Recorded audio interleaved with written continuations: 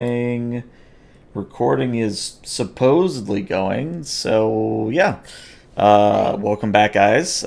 We are finally back from our prolonged winter break for session 8, really 9 if you count session 0.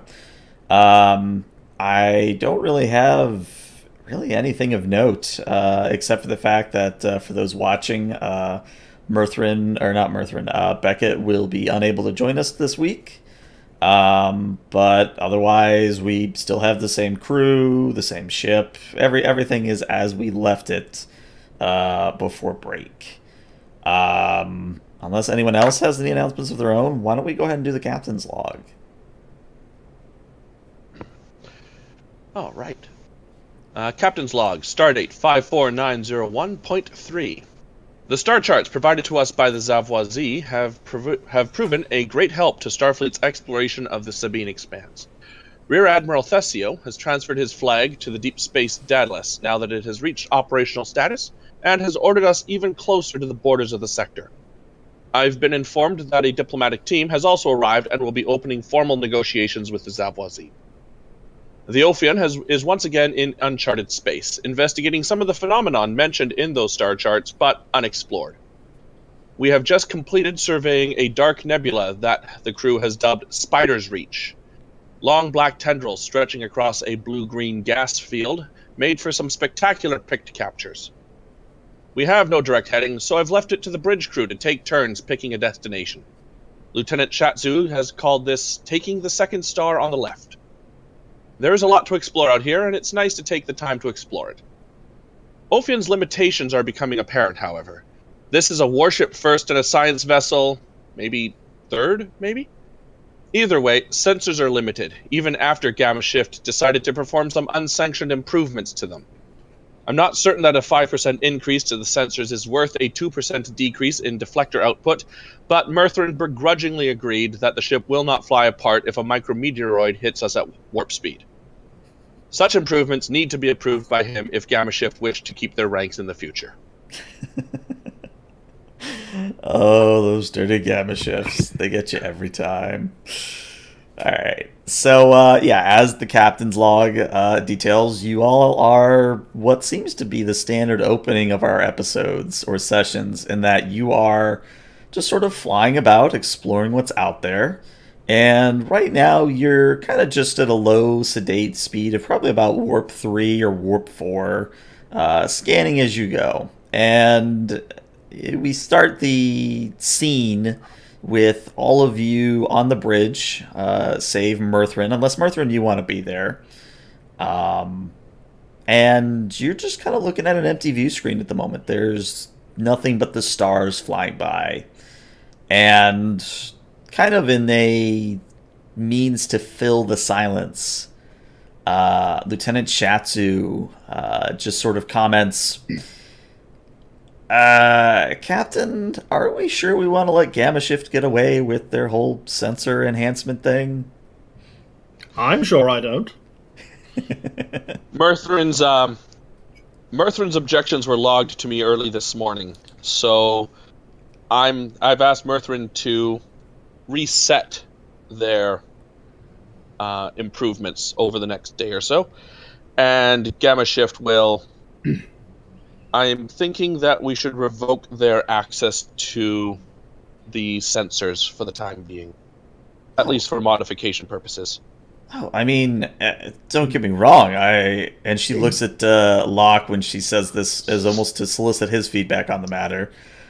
I actually kind of enjoy the 5% boost in efficiency. It just, since I wasn't warned about this change, I've probably spent the last 2 or 3 hours reworking my workflow. Definitely changes the smoothness of the ride, noticeably. But I do like the extra bit of resolution here. I can get some, it's not quite more distance, but I can definitely get a little bit more detail than what would pass by iWarp.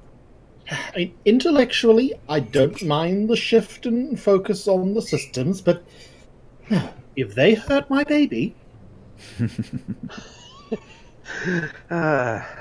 Murthrin, we've only been out here for a couple months, and you've already adopted her as your own child, huh?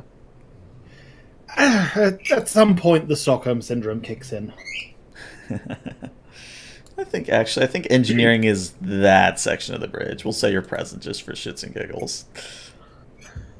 So, Mirthrin, I would actually like you to roll me a insight plus engineering, and it's just going to be at a difficulty 0. This is a free momentum generator for you.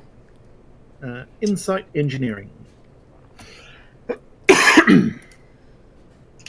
2 dice. Any would computers work here? Power systems would work here. No, I do have power systems.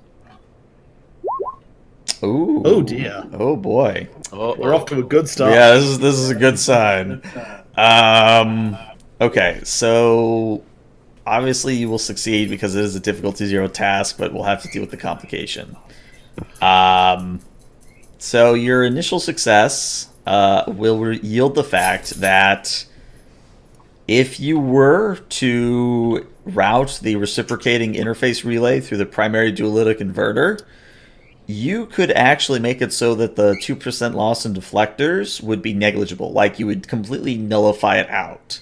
And you would just have basically a free 5% increase in sensor efficiency. The caveat to that is that in order to do such modification, your ship, or rather the Ophion, will have to drop out of warp and stay at station keeping for somewhere on the order of, we'll say, 4 to 6 hours. It's not something you can do at warp reliably. Captain? Yes. I think I might be able to compensate for the drop in deflector shield strength. Next time we stop at a planet, permission to attempt to reroute the reciprocating EPS conduits? So long as the planet we stop at doesn't prove hostile, certainly. Excellent. Where are we going? What's along our current path there, Mr. Locke? Look, let me just pull up our new fancy sensors. Let's see, class 5 star, few small gaseous anomalies, nothing particularly noteworthy. And Also, they moved the taskbar up to the top of the screen. I hate that. Yes, it's. I'm trying to remember. They've changed the entire desktop setting here. almost as if to kind of accentuate this, both Pinex and Shatsu's consoles will begin beeping at them. And when the two of you look at your console, you realize that there is an audio-only message that has been picked up on a lower frequency band. We're receiving an audio message, Captain. Well, that's interesting. Let's have a listen. All right. So you pipe this message through the bridge speakers, and immediately the bridge is filled with these sounds of clicking and hissing and other insectoid-like noises. It's kind of like standing in the middle of a rainforest in that it sounds more like a cacophony of beings rather than a single entity. Either way, the Universal Translator is completely stumped. It has no similar languages for comparison, assuming, of course, that what you're hearing is even a language to begin with. The message lasts on the order of about a minute, and then it starts just repeating itself. As if we can tell. Yeah, I was going to say, it's a very hard thing to tell, but there's like a subtle clicking sequence that would signify that it is on loop. After realizing it's on loop, I'll just motion that it be cut off. All right, so I'll keep feeding it through the Universal Translator to see if they can discern any sort of pattern to it. Appreciated. If we have any records of other insectoid languages in our database that might not be in the communications database, please tie those in as well. See if we can't pick something out of this. Do we have a source of this transmission? That's what I was just about to look at, Captain. All right. So, obviously, any of you at a station, meaning pretty much anyone but the captain, since, the captain's at his command chair, Anyone who wants to, but I will want to stress that it should only be one person with up to one person assisting, so decide who's going to do the main role. The task here, and I double check this, so I'm hopefully doing it right. It should be a reason plus science on the part of whoever's doing the character role, and then the ship will be assisting with sensors plus science. And again, this is at a difficulty 0 roll because I want you guys to have some momentum just in case. I should probably do the main role. It's kind of my power stats. Okay. Who would like to roll for the ship? I can. Okay. Just grab the sheet here for a second. What was it for the ship again? Science and Sensors what? plus science. Probably don't have any focuses. Alright, that's already one success and one momentum. Alright, so you get a momentum. It's something. So lock your knowledge of subspace transmissions. And based on what you're reading in the nearby sector, you're pretty sure that the transmission originated from what looks to be a Class J planet, so a gas giant, in a nearby star system designated X364. And this is also a good opportunity to remind you all that, like this roll and several that are likely to follow, you guys can spend momentum generated to ask additional questions. Is this Class J planet within our sensor range? Oh yeah, it is maybe about a hour diversion to head to this sector, or head to this star system. Lieutenant Locke, I want a full sensor sweep of that system. Yes, sir.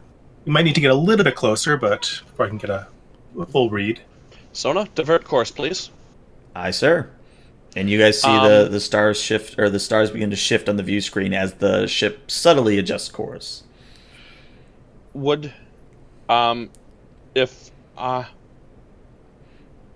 it cost momentum to ask the question if are there, from the lists of information we've already received from Zavoisie, do they mention anything about insectoid species? They do not. And I'm giving this to you free. The only other life forms that they have really encountered that are quote-unquote intelligent are a race of what are basically like centaurs. And the centaurs were not quite warp capable yet. I mean, they were obviously in the motions of developing such technology, but it's kind of like the Ferengi situation. Like, this particular race in question might be more interested in just buying warp technology than actually developing it themselves. At least I'm pretty sure that's how the Ferengi did it. Well, according to some lore, Klingons acquired warp technology by raiding a vessel that landed on their planet and stealing their tech, so, Yeah. I believe that's also the case with the Nausicaans, so it happens. Well, isn't that how? Oh no, they had an alliance with the Romulans. That's how they got the cloaking devices. Well, not anymore if you believe Discovery, but that's... Pretty fuzzy on that. Oh, dear. All right. So, does anyone want to do anything in particular during this hour journey to X364? Get a full sweep of the system, that would be nice. Okay. Yeah, I'm gonna aim sensors out there and scan away. Okay. So, I'll give this to you free again. But obviously, once you get in system and scan, we'll do an actual task roll and see if you guys can get more momentum. But even at this distance, you'd be able to tell that the X364 system is fairly simple. It's got one Class-Y Demon World, it's got one Class J Gas Giant, and a Class A Blue-White Sun. It's pretty normal, and you're not really seeing any installations or colonies or, even places for life to really be in the system. It's kind of odd. It's just a unremarkable dead system, Captain. Not detecting any source of life. We could be dealing with some sort of vessel, which might make it a little harder to track down the signal. Well, for all we know, this is a distress call. If I was trapped around a Class J planet, I'd want someone to come help me. Well, when we get closer, I'll see if I can identify any moons around the glass giant. Yeah. Helm, set a course, a high orbit around the Class J world. Aye, sir. All right. So, unless anyone wants to interject with something they'd like to do, we'll just skip ahead a bit. And you guys will arrive in the X364 system. And sure enough, Sona immediately begins to engage Impulse and head towards the gas giant. Along the way, Locke, if you would like to do another Reason plus Science and the ship Sensors plus Science, and again, we'll do this at difficulty 0 because you guys could use the momentum. Targeted scan probably applies for a focus. Probably, yeah. Oh, gosh. Ooh, okay. Is the ship supposed to be rolling 2 dice? Nah, ship always rolls 1. All right. Make sure I wasn't messing up. So I'm going to give you the option here. I can either create a complication for you, or I can take the threat. Which would you prefer? Complication. I don't know about him having threat to throw at us later. I don't think we need the complication now. I think threat's Caesar. And to put it in perspective, I like at the start of every adventure, I already start with a certain pull of threat. So, Oh, I didn't know. oh yeah. At every session, I start with a threat that is equal to the number of players present. So for 4 players, I already have 8 threat.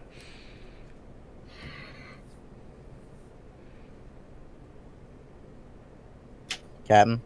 Yeah, Captain's discretion. Oh, okay. I usually just leave it up to those that rolled. Well, if he's already starting with a pool of threat, then complication at the moment might be more interesting. All right. 2 to 1. All right. So, complication it is. Complication it is. So, Locke, you're able to detect something massive on the opposite side of the planet from you. However, as you go to scan this thing, whatever it is, your console begins to hum very highly as if it's about to overload. I don't think Gamma did a particularly good job with this. Ensign, your console is, or Lieutenant, your console. Yeah, it's humming. It's humming. Can I shut down the sensors. Okay. I transfer control of the sensors to one of the back panels, I guess. Okay. So luckily with the diversion, you don't lose your main station. However, Mirthrin, since you are present, you might want to get working on repairing his console. Mirthrin immediately dashes over to try and get things under control. Okay. Go ahead and roll me a control plus engineering, and we'll call it a difficulty 1. It's a fairly simple task. I'm going to note down to give Gamma Shift extra battle drills.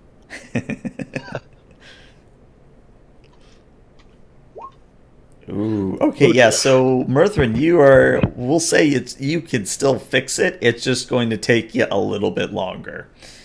But as Mirthrin works... I start to fix it and I realize, oh heck no, I'm not going to be able to stop this from exploding, so I just hit the kill switch and just... the entire console powers down. Yeah, it's like one of those hard reboot kind of situations. Lieutenant, I'm going to be a while here. I guess they overclocked it a little too much to get that 5%. So actually, Mirthrin, when you use your tricorder and as the console reboots, you realize that it's not necessarily because of the enhanced sensor resolution. It's because just the sheer amount of data that was concentrated at the Ophion when it scanned whatever this is in space, that it threatened to overload the buffer. Actually, as much as I'd like to, I don't think we can blame Gamma Shift for this one. The console just tried to absorb too much data at once from whatever it is that's out there. Too much. Yeah, I don't know what it is, but whatever it is, there's enough data coming in here to fry the circuits all on its own. Very well. Do you think it's some sort of feedback attempt to gain control of our system, or No, how that could the would sensors look be different. overloaded? Would it be a potential electronics warfare? I don't believe so. I'm kind of encounter that a little bit, but I did detect something massive over on the far side. Perhaps some sort of ship that's just alien a fractal design ship might provide a little too much information for the sensors to try to unravel. Fascinating. Interesting. Very well. Let's switch over to passive sensors for the time being, at least until we can understand what we're looking at. Let's. Can we change the view screen to just display unfiltered outside view? Of course. All right, and let's do. Is the communication still coming through, or is still originating from the planet or this object? The answer is yes, Panek. Yes, Captain. Very well. Let's go around and say hello. All right. So as go ahead. How long is the message? Is it like a 30-second message or like? I think it was a minute long. Yeah, a minute long. I'm gonna recommend we go to yellow alert at least and have shields up. Agreed. The two options is it could be as some sort of distress beacon, but it could also be some sort of warning beacon. Very well. Yellow alert. All right. So shields go up, and all the lights on the bridge shift to a yellowish light, and basically everyone on ship begins to head to their duty stations, kind of a thing.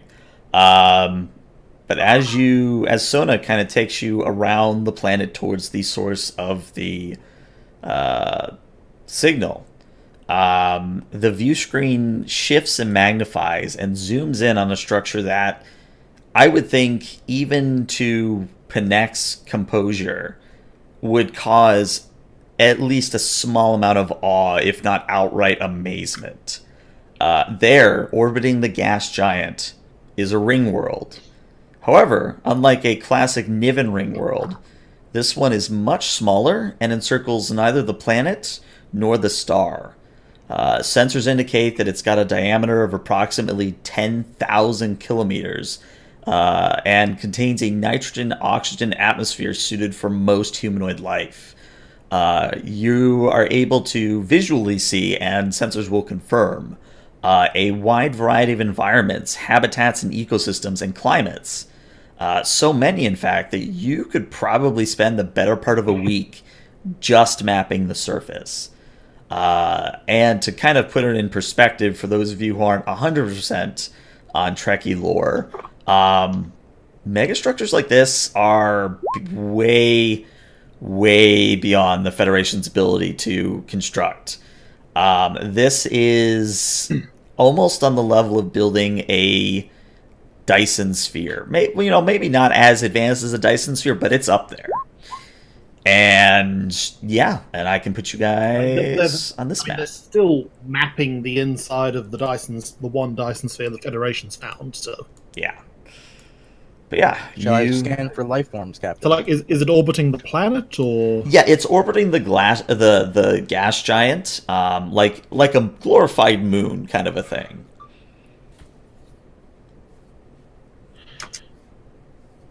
But Panek, I think you were asking something.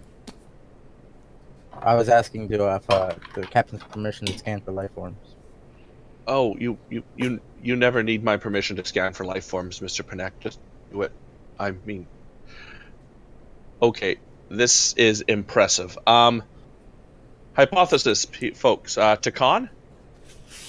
It would be the most likely. I don't think it quite matches the infrastructure. Can I make a roll to see if it is possibly Tacon? Ooh, what would we call that? How does an insight plus engineering sound? Yeah, I was thinking insight plus science. Insight plus science. I'll allow either. Yeah, because this is more sort of a combination of science plus a little bit of history rather than just pure engineering. Well, I mean, it is the aesthetics. Does it match the engineering of the construction work they've done previously, architecture-wise? It really could go either way, so feel free to roll whichever is better in your case. Okay, I'll stick with engineering then. Don't have any focuses that apply, so I'll spend a momentum to get 3 dice. Okay, so down to momentum 2. 2 successes. 2 successes. So, you get the momentum back. So, scanning the structure and comparing it to the scans you took of the Tacon Stellar Transporter, you may not be familiar with really what the Ringworld is made out of and or its purpose, but you are fairly sure that a different entity, species, etc. made this.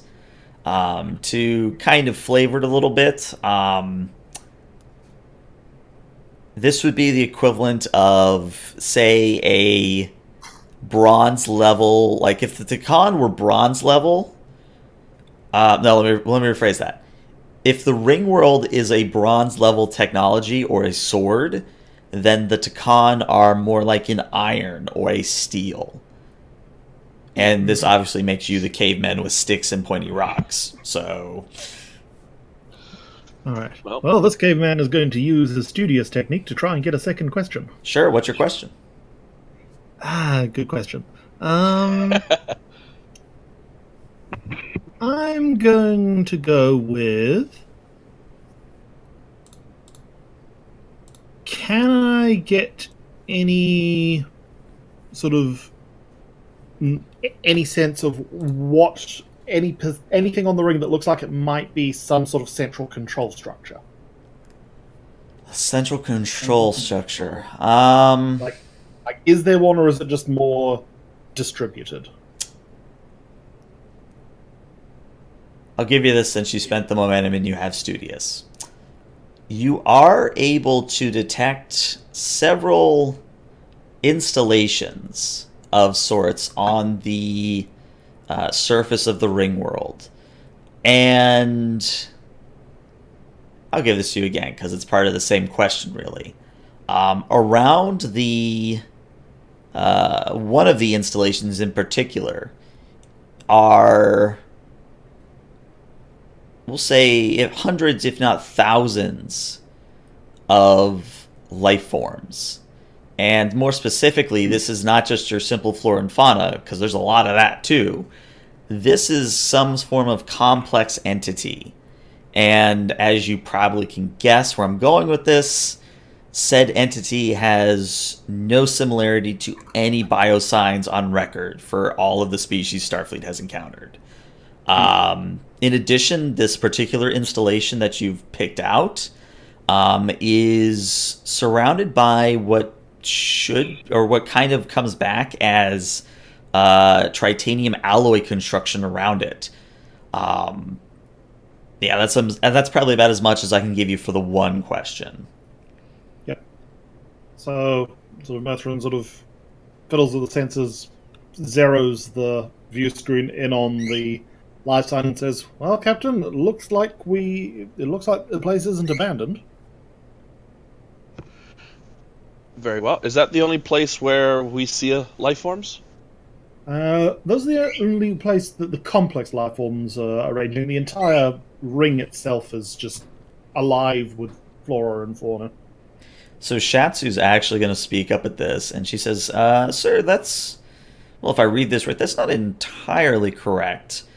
I am reading other complex entities, but honestly, I'm not sure what to make of it. It's almost as if they are of a different genius of the same species. And these particular entities are localized in what I am guessing at best might be some sort of farmland. Very well. Okay. First order of business: data. Let's prepare a couple probes and send them on a circuitous route around the Ringworld. Try to get as much data as we can without putting our ship's sensors in further danger. Hi, Captain. And then, is there any indication that these species are, for lack of a better term, native to this Ringworld, or is there any indication of ships or vessels in the near area? I can say if you want to ask those two questions, you would have to spend momentum. I'm all for spending a momentum on that, unless someone ask two questions on one momentum? I have studious, but I think that takes That momentum gets you an to extra use. question when you do spend momentum. Okay. So I guess Pinek can ask or query. Okay. So same two questions. The questions, of course, being, Are they there native to the Ringworld, or are there ships nearby? okay.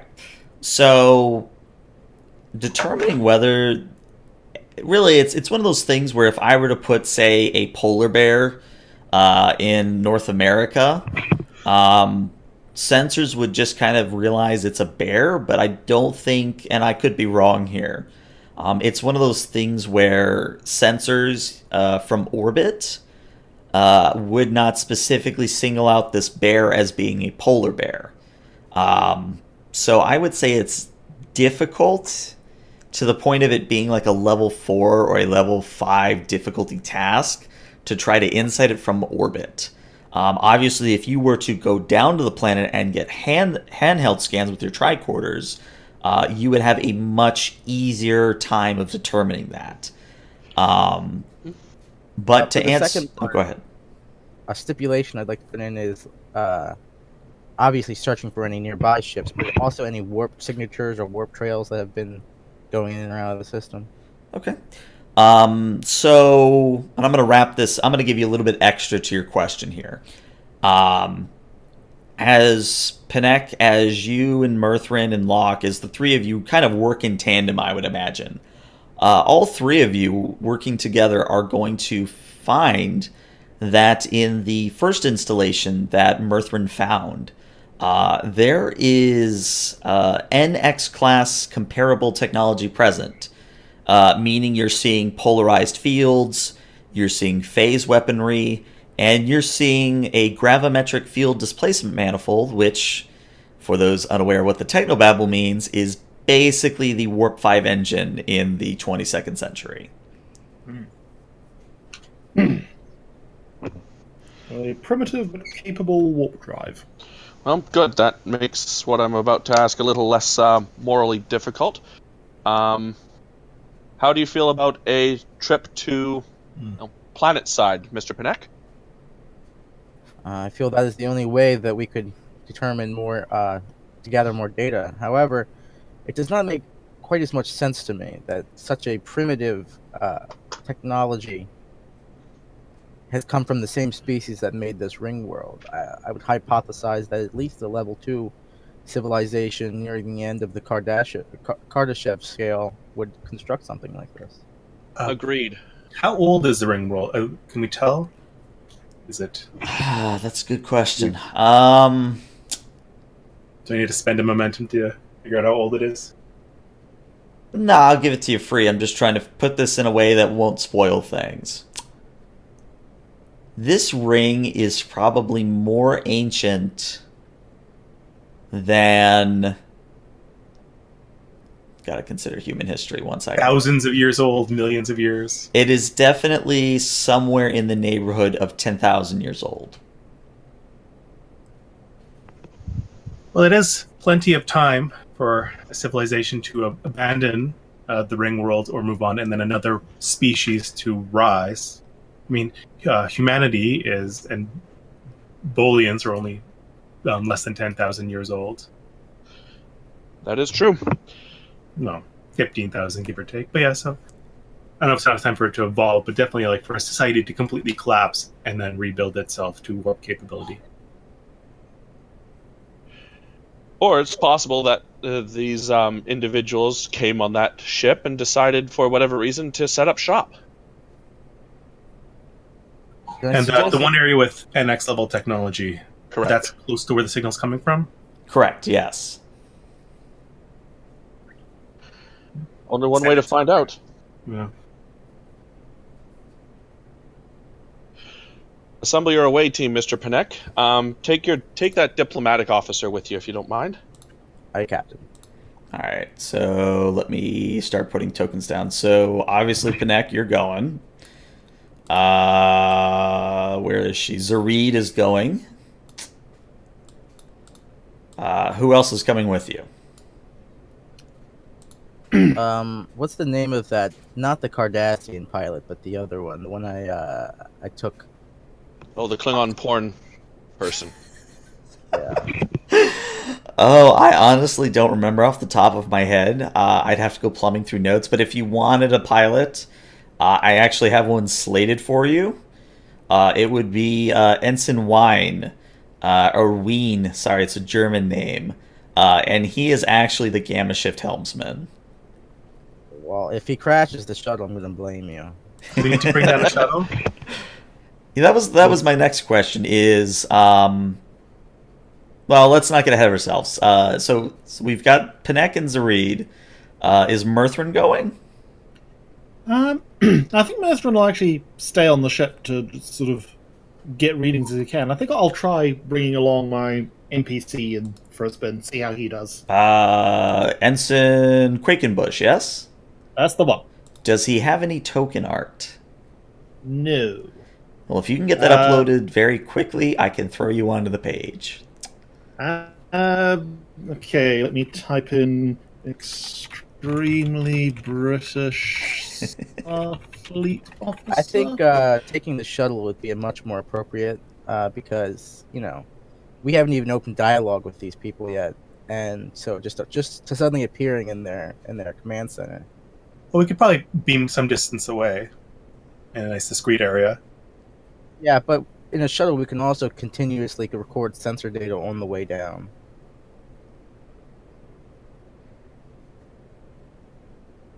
Damn. Oh, work with me here, Google Images. So while Mirthrin's doing that, is Locke gonna come along? Yeah, I guess Locke will come down. Okay. You can be the bridge between us and this gamma shifter. All right. So as you get the token set in, I can continue on. So Panek, you assemble your away team.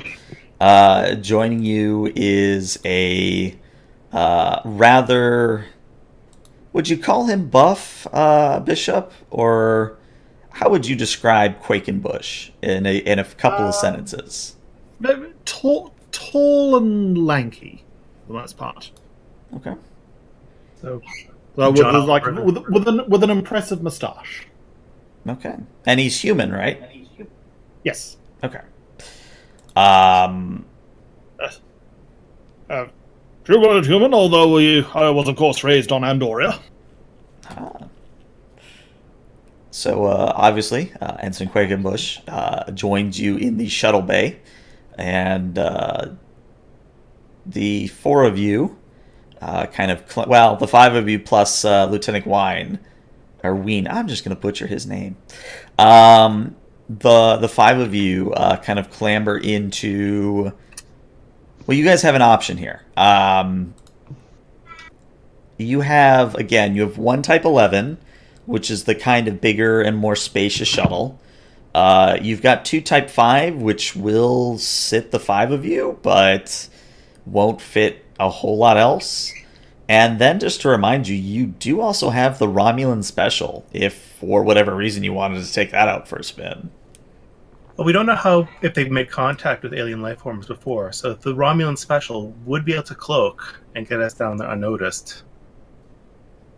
Or give us a good pass over their city. Have we Also been technically still illegal. rotating the pilots on training on the shuttle? Yeah, your pilots would have no difficulty piloting the shuttles unless something really catastrophic happens, like, say, your port nacelle blows out in the middle of an ion storm. Then, there might be some problems. I think we'll take a regular shuttle. I don't want to chance anything, or something happens. Suddenly, we've given cloaking tech to this. If we had open dialogue with these people before, I'd feel a lot better about it. But I don't know. All right. So, just for, again, sake of argument, would you be taking the Type 11 or one of the Type 5s? The Type 11. Okay. So, you all clamber into said shuttle, and your lovely Gamma Shift pilot takes you out of the shuttle bay and down closer to the surface of the Ringworld. And contrary to your fear that Gamma Shift might screw something up, this particular helmsman is rather adept at his job. There is only a small amount of turbulence as you descend through the atmosphere of the Ringworld, and I think I can put you onto this map. Yes. So to kind of describe what you're seeing as you fly in closer, you enter almost like a valley between 2 mountain ridges, and in the distance looms a shimmering gray metal tower. It's designed in a series of triangles with a tall portion stretching far above the rest. It has all sorts of symbols and ornamentations on its surface, but the Universal Translator is still just kind of going, what the hell are you making me translate? As you get closer and start to look for a landing spot, you're able to pick up the beginnings of a small community. The rust-colored metal structures are arranged in a fairly intelligent and intuitive fashion, such that they get taller the closer they get to the installation that they surround. So my question is, do you land a little bit ways off and walk in? Do you try and find a suitable location in the settlement? Where are you setting down?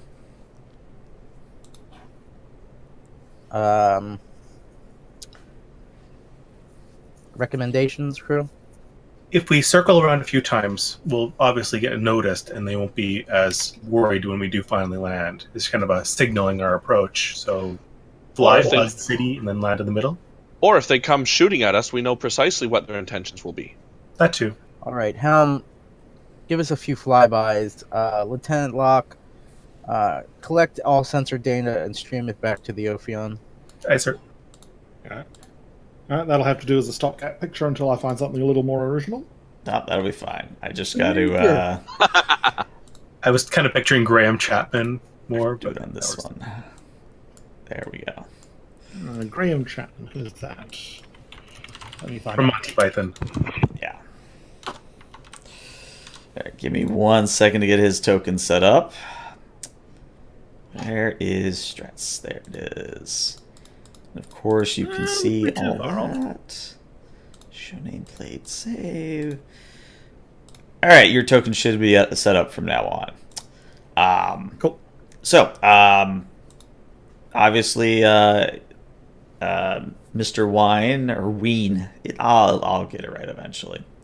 Ween It's does your character. You can call him whatever you like. Yeah, maybe he's name fluid. Who knows? Either case, he does a few flybys, and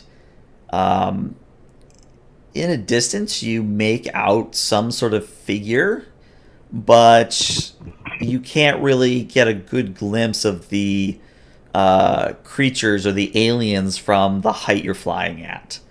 But eventually, Ween does land about we'll say a 10-minute walk from this bit of civilization.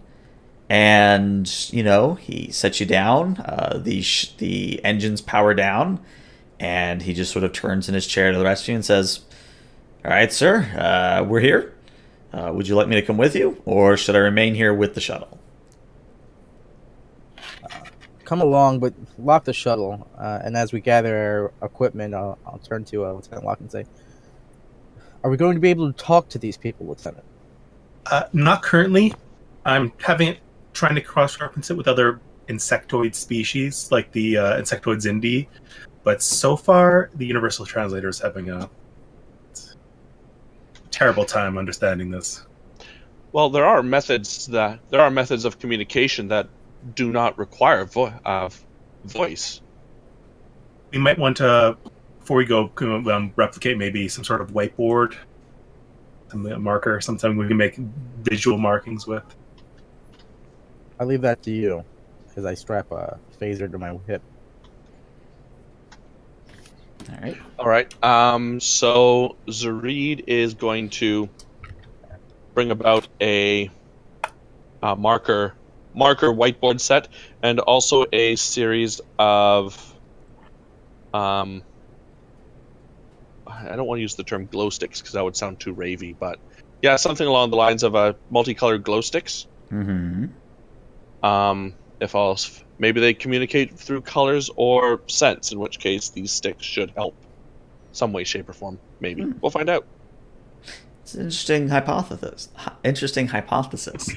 Okay. So all of you get your gear strapped in and ready to go for this short walk. And when you depart the shuttle and lock it behind you, you get all of maybe 3 minutes away from the shuttle before the aliens, or the Xenos, as I'm probably going to start calling them, make an appearance. Like, they come rushing into view in the path that you are currently on. So, to kind of describe the Xenos, all of them possess a shell-like upper body resembling the shape of a layered turtle shell. A head with horns and many insectoid eyes comes out of the front, while a set of arms grows out from the underside. There's a curved tapering section that connects the upper bodies to the lower, and there are, just based on what you're seeing, there are 2 distinct types of creatures that you're able to make out. The first is red in color and has large wings that droop down over its back like a Terran fly's. The second type is black in color and possesses both a serpentine lower body and an additional set of arms. And even though there are probably only about 5 such individuals coming in your direction, you see that there are more reds than there are blacks. And I actually have both token art and a handout for you guys. So let me put their tokens on first. Ooh. And then I will show you guys this handout. Mm-hmm. Mysterious aliens. A curious evolutionary diversion. Indeed, it's possibly a distinction of genders, or perhaps different castes within a society. Well, I was thinking sexual dimorphism as well, and some Quackenbush kit scans of these. Also, sirs, is it just me, or are they coming in rather quickly? Are they wielding anything that looks like weaponry? The red ones all seem to have, and I would say you would get this either visually or based on your tricorder reading. You would be able to discern that the red ones are equipped with the equivalent of phase pistols. So, same like actual Enterprise, like the series Enterprise level pistols, but they don't appear to be brandishing them at you. The black one has a staff that is actually very similar to the one you see in the reference that I showed you. Okay, so they are coming at us with weapons not drawn. That tells they could be explorers like us, or they could simply just be curious. Either way, immediate hostile first contact is not looking likely. I'm gonna do the universal passive sign and a non-hostility and kind of raise my arms up, Okay. show my empty mimic, hands. mimic what the commander is doing. Okay. So obviously the aliens or the Xenos get closer to you, and they stop probably, we'll say, like 3 meters away. So they're close, but not uncomfortably close. And they just kind of tilt their heads and kind of lean in a little bit and kind of get a good look at you. And then the black one slithers a little bit more forward and begins to speak in that insectoid clicking and chittering and still undecipherable noise. I'm going to hope that was an attempt at a universal greeting. With your permission, Mr. Panek? Let us hope that this communication impasse is not two-way very well. Agreed. I'll take a couple steps forward, lower my hands, and my name is Zareed. I represent the United Federation of Planets. We come from far away. I bid you greeting, and I'm wondering if you are able to understand us. We cannot visually understand you, or we cannot understand your voice. Perhaps you're able to understand our speech patterns. If you can understand us, please raise your hands. How do I want to say this? Yeah, at this point in the adventure, the universal translator is still just kind of like, what are you doing? So the Xenos do not raise their hands, but as soon as you're done speaking, the black individual chitters something that is then followed up by a pointing. So one of their sets of arms points at Zareed, since she's in charge, or seems to be, and then points back to itself. Well, this is a dead end. Shoot and kill them all. That sounds illogical, even by your standards. Let's see. He points at me, points at him, correct? Yeah, he points at you and then points at himself. Okay. Well, you don't know what gender they are, but you get the idea. Yeah. Very well. I'm going to... Let's see. He's either indicating that he is the leader and thinks I am the leader. In fact, I'm going to assume that. I'm going to point to Lieutenant Commander Panek and then point at him. Okay. So the Xenos very subtly shifts so that his head looks at Panek, and he mimics the gesture, this time indicating Panek rather than Zareed. Yeah. I believe he's asking if you are in command here, Commander. I will mimic his gesture. Okay. So all of the reds behind the black individual kind of lean in and begin speaking to themselves. And the black individual kind of turns and gives almost like a low hiss. And this gossiping, at least what you're assuming is gossiping, very quickly dies down. And as the individual in charge turns back to you, it makes a kind of a sweeping gesture that you might discern as either an indication to follow them or that they want you just to come closer. It's not really clear.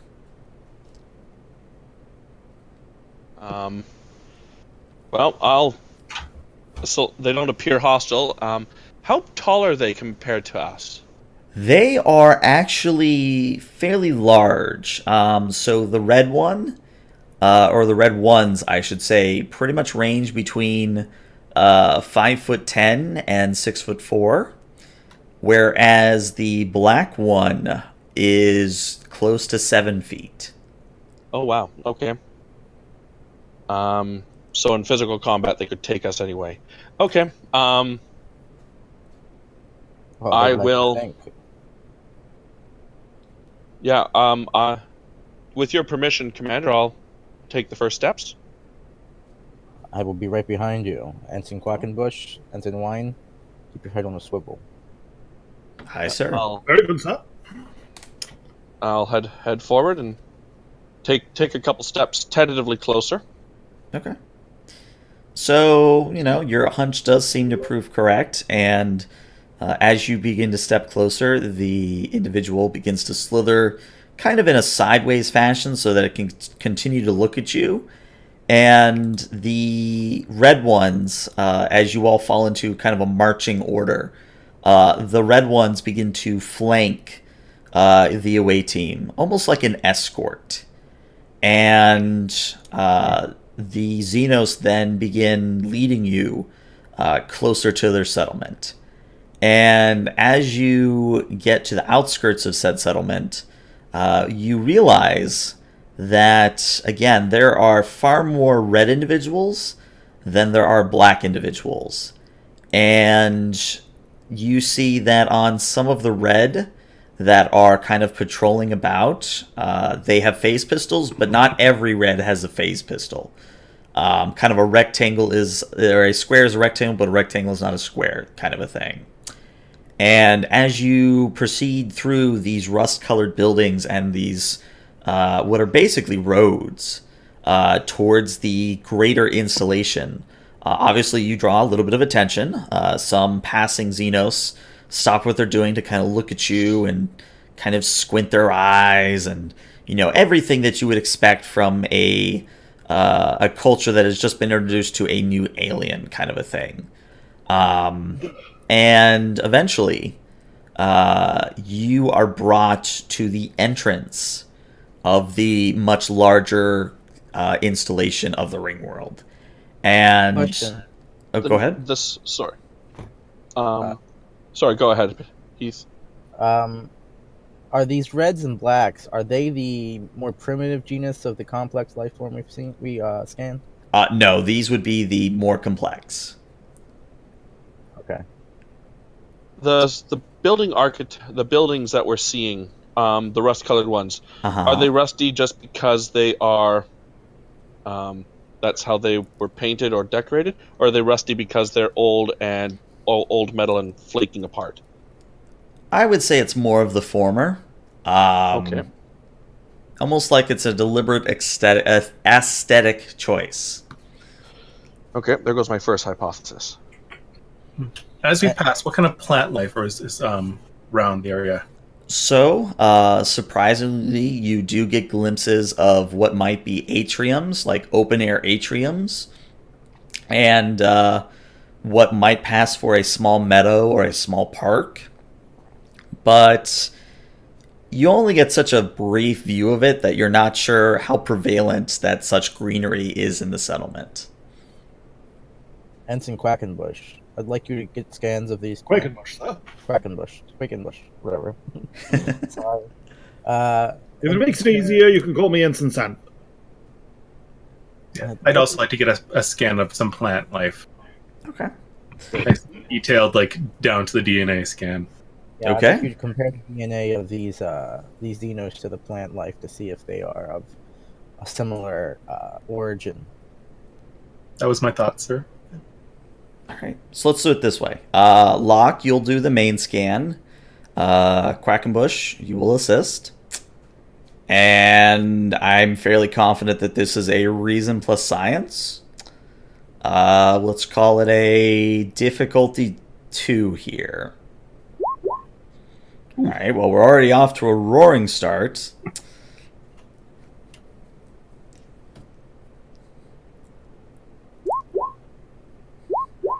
All right, so a grand total of 3 momentum. So, Quackenbush, you're not really able to figure out a whole lot. Like, obviously, science is not your forte.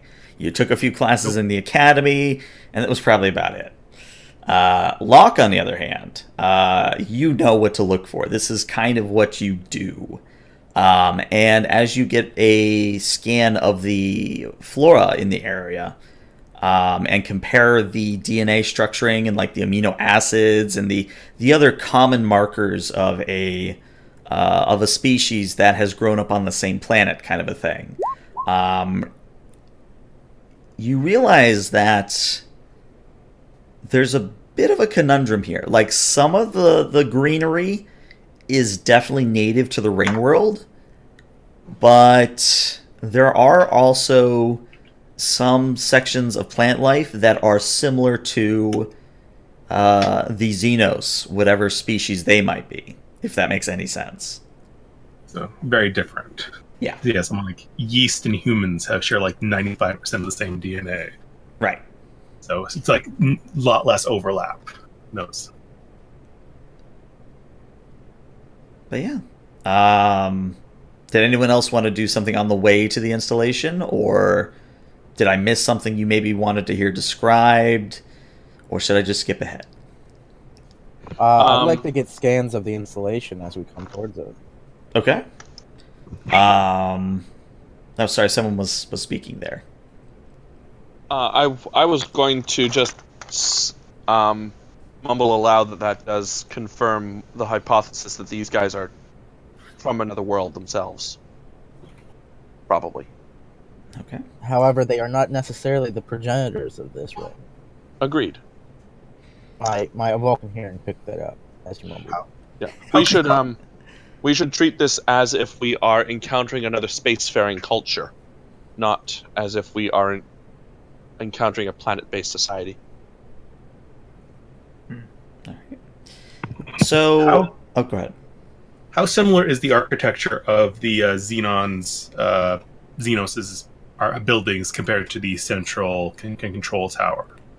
So they're very imitative. The smaller buildings obviously don't have a whole lot of leeway to look like the installation, but those that are closer to it start to have that same sort of enlarged triangle shape structure that kind of juts out. Almost like a... How do I want to say this? Not a direct copy, but almost like like someone tried to draw the same thing but took some artistic licensing, if that makes any sense. An homage. Yeah, there you go. That's the word I was looking for. Yeah. Let's see, Lieutenant Commander. If this was a species that was crash landed here or came here deliberately, they'd probably be building buildings that mimic their own style and have their own aesthetics rather than copying. This could be a planet civilization that was transplanted here from somewhere else and has grown up around this architecture. Noted, Lieutenant. Any civilization capable of constructing such a megastructure could certainly transplant a large quantity of species to populate such a structure. A sudden scientific question. Mm-hmm. Where's the light coming from? Is there a central kind of light globe, or is it coming from the sun of the around the planet? So the main sun in the system, the light blue or the white blue star, does seem to be providing most of the light. You get the sense, and you would have probably figured this out before coming down here, that the orbital pattern of the Ringworld around the gas giant is such that at any one given time, half of the Ringworld is exposed to light and half of it is exposed to darkness. And obviously it's not tidally locked, so that alternates. You're not sure what the day-night cycle actually is, so if it could be 24 hours, it could be 36 hours, hell, it could be 72 hours. You're really not sure yet. I have an observation that might cause some concern, Lieutenant Commander. And Proceed. Lieutenant. If this species is is either native or has become native or expatriated to this world. They seem to still bear arms. So that indicates that they feel threatened in some way, shape, or form. And I highly doubt that their entire civilization has picked up weapons upon our arrival. Well, we won't find answers standing out here. Let us proceed. Agreed. And I'll step into the installation. Okay. So as you step inside, you see more of the same kind of matte gray, not quite shimmering, but rather pristine and clean-looking metal. And you are led through what feels like a labyrinth, but if pressed, you could probably find your way out if it came down to it. This is the tritanium? No, the structures outside were the tritanium. This installation is the one that is made out of the same material as the Ringworld itself. So you weren't quite able to discern the particular alloy in play here, but you are fairly confident that it is similar to kind of call back to the last couple episodes. If you remember, the Zavoisie kind of had a very sturdy material that was resistant to most damage. This would be a quote-unquote sister alloy or sister chemical makeup. I'm going to slap my comm badge and ping the Ophion. Yeah, you get through. Lieutenant Commander to Ophion, we have entered the command installation. Checking comm status. We're hearing you loud and clear up here, Lieutenant Commander. What's the situation look like planet side?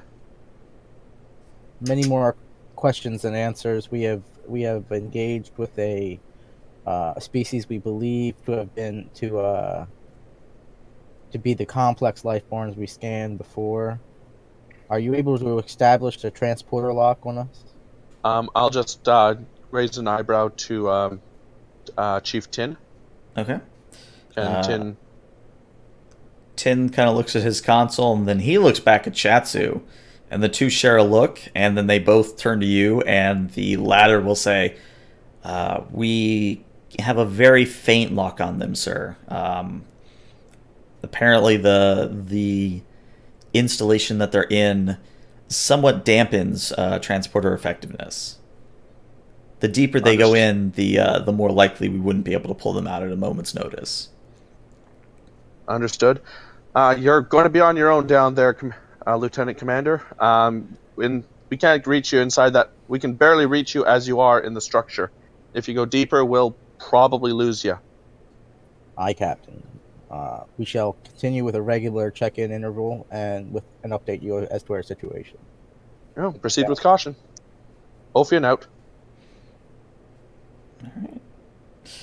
So during this whole conversation, you've been, again, led through the maze of passageways, and eventually you are brought to what appears to be a grand amphitheater of sorts, in that it has a dome-like structure, and there are, along the walls of this room, there are all sorts of instrumentation, there are all sorts of Mirthrin's not here, so there's not really an engineer here to appreciate it.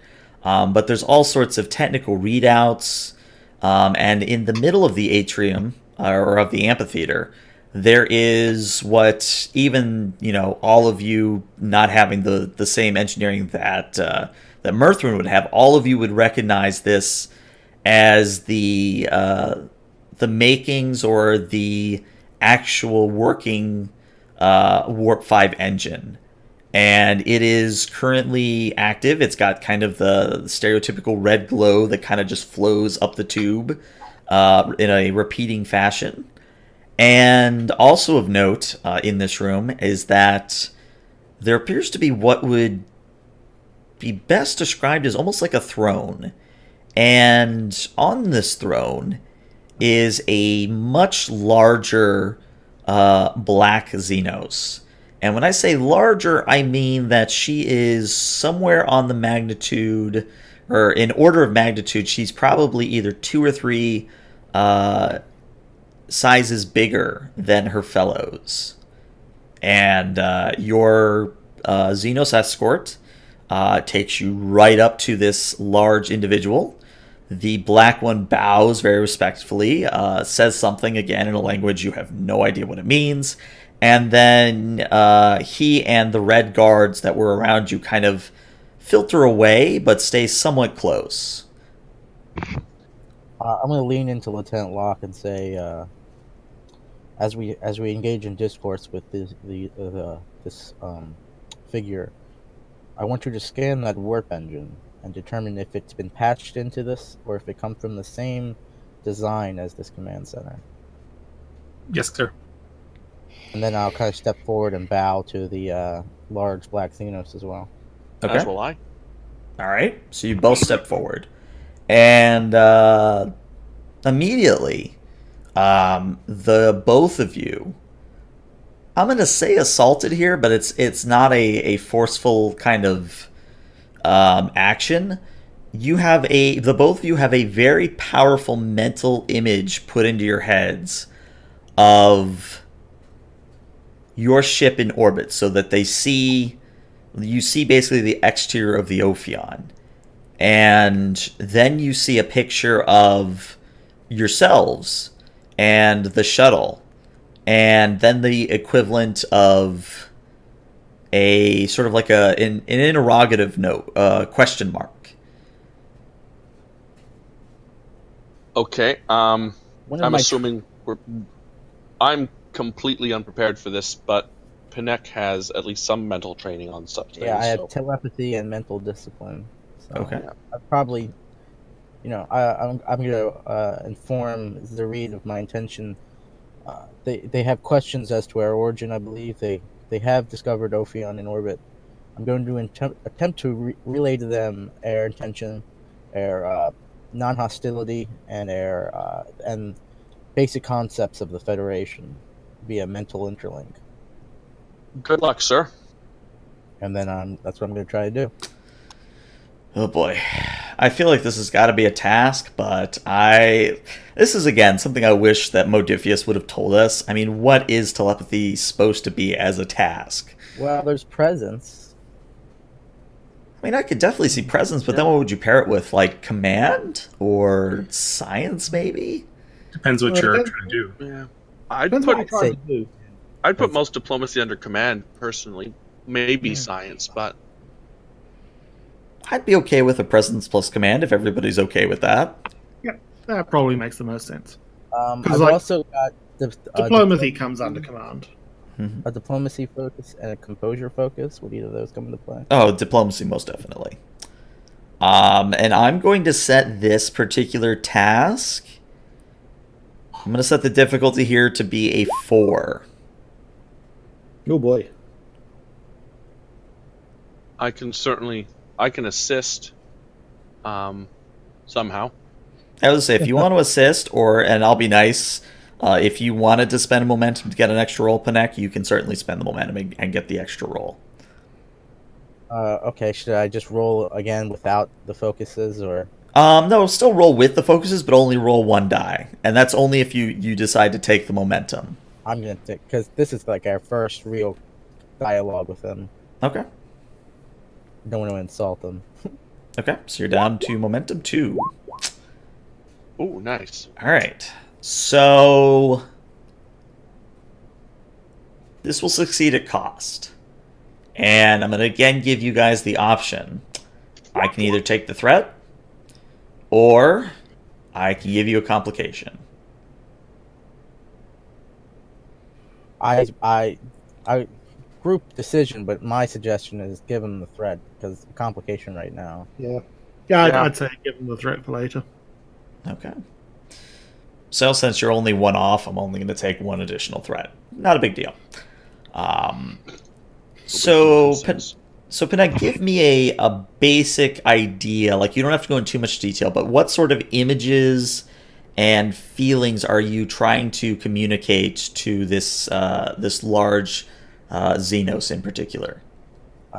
Passivity, I want to kind of give him a mental image of the Federation, and then kind of like a representation, like an image of me on a map where the Federation is, and then me kind of moving my avatar over to where we are in the Ringworld, you know. Okay. So your counterpart shows something similar. You see the picture of her that seems to come from a white void, and then the white void turns into the stars, and then the stars turn into the Ringworld.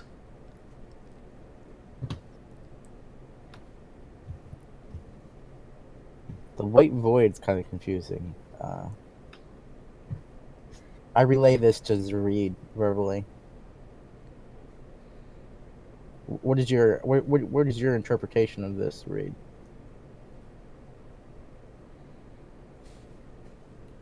Also realized it might help if I put her token on. There we go. Sorry, I wasn't realize I was mute.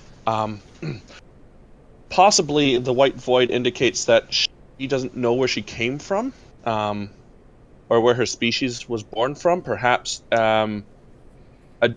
perhaps they were plucked from wherever they were to this location. It's also possible that she doesn't even know where they originated from, and that she was born either en route as part of a generational ship, or that home doesn't even matter to her. Assuming it is a her, after all. I'm assuming I'm just because of the insectoid appearance, I must say that I'm sort of treating this as an insectoid hive mentality, more or less. At least until... I'd like to communicate the following images to the Queen. Okay. I'm going to take one of the homage buildings and the command building, and separate it with a dividing line. And then I want to take the ring world and then the image of the Queen and separate with a dividing line, and then kind of give it a feeling of question, like an asking.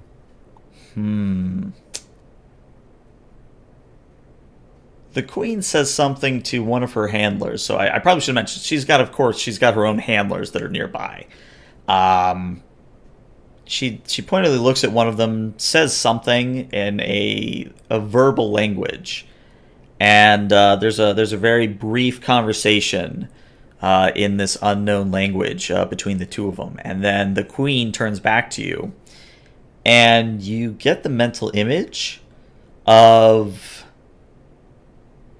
you, Panek, in particular, and it's an image of you speaking. Like of your mouth moving as if to make sound, and you then see what would be the equivalent of a natural bridge over two jutting rocks that are above a sea, and on one side you see yourself trying to speak, and on the other you see her.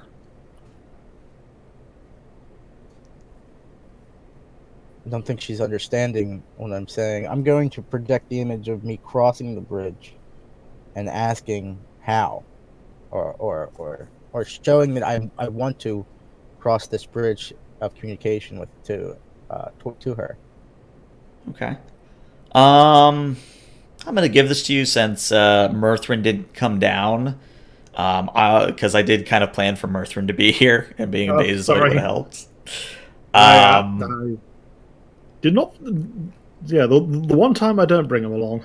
It's okay. I can just shift how I tell you this. The Queen, you get the very faint emotion through your mental image exchange that she's amenable to the idea, but she doesn't understand how you might bridge the gap. Um, I mean, we could have them call up for Mirthrin. I have a suggestion. Let's hear it. Mind meld? A physical contact like touch telepathy could provide a stronger connection, but melding with such an alien mind could prove risky. Indeed. She apparently has a great deal of psychic and telepathic discipline, however. It's your own sanity at risk, of course, but if she's able to communicate telepathically at these distances, I suspect that she'd be able to handle a more intimate connection. I am willing to take the risk in the name of exploration. However, I may require the away team's assistance in physically removing me from the connection if necessary.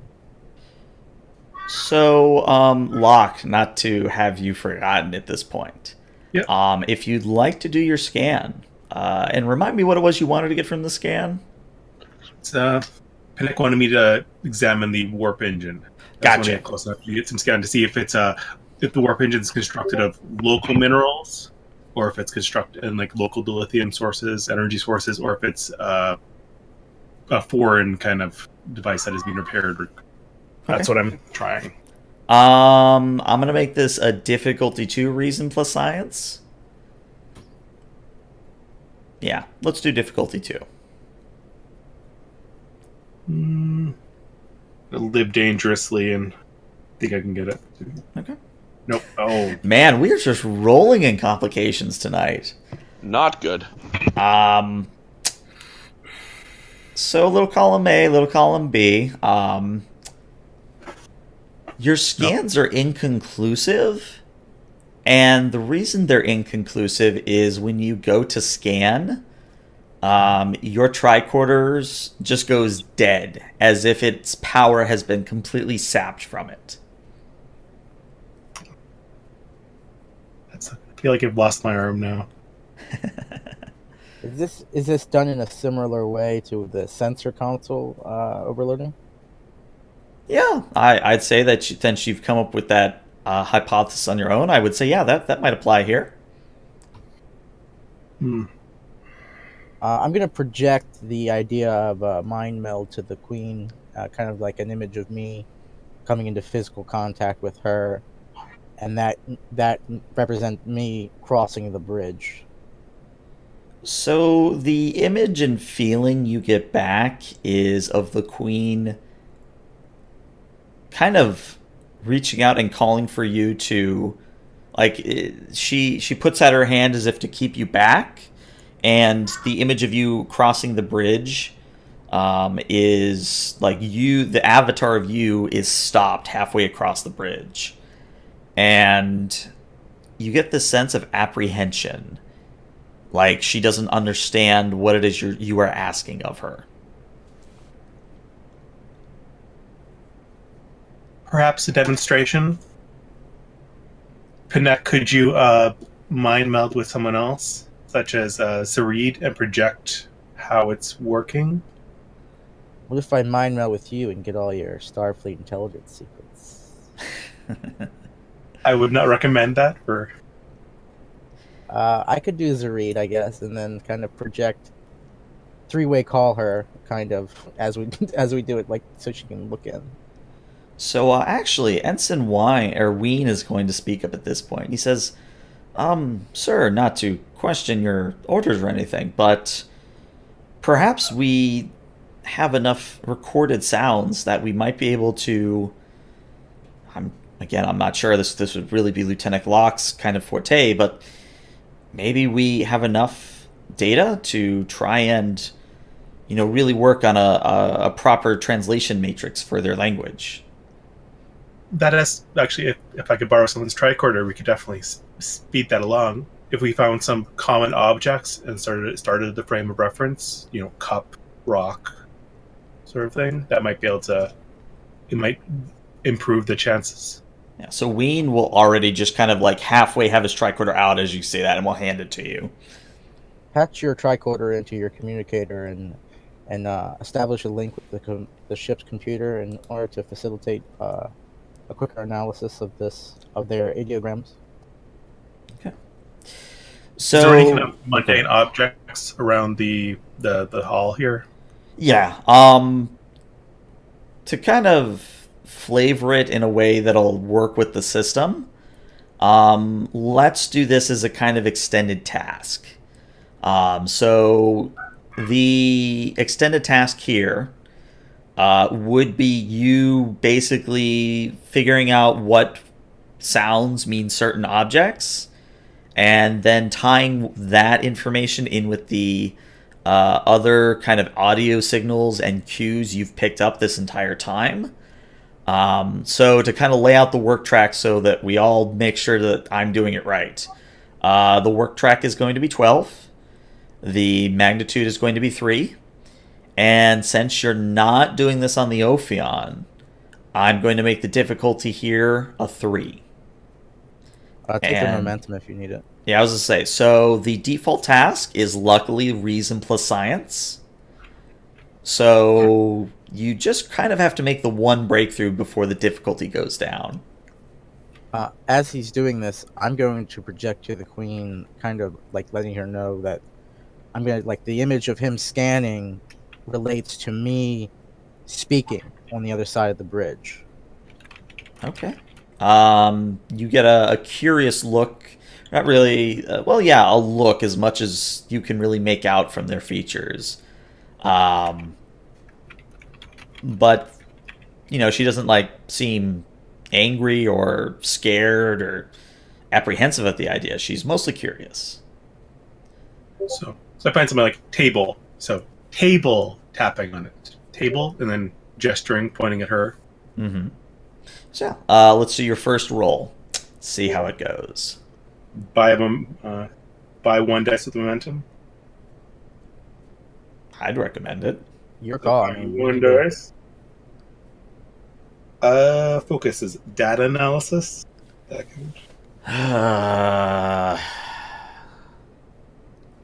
Run me through Sorry. focuses. Maybe one will jump out at me. See, yeah, communication, interception, probably not. Hacking, data analysis, espionage, scanning. Yeah, probably I don't think so. Yeah.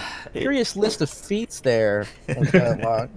Hey, so sorry, we're going through the whole. This is a table, and then turning it into their. Okay. There's actually a method.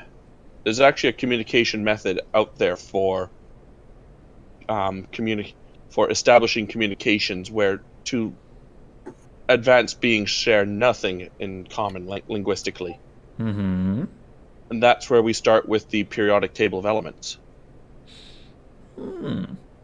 That's because we have ours and they have theirs, and we go from there.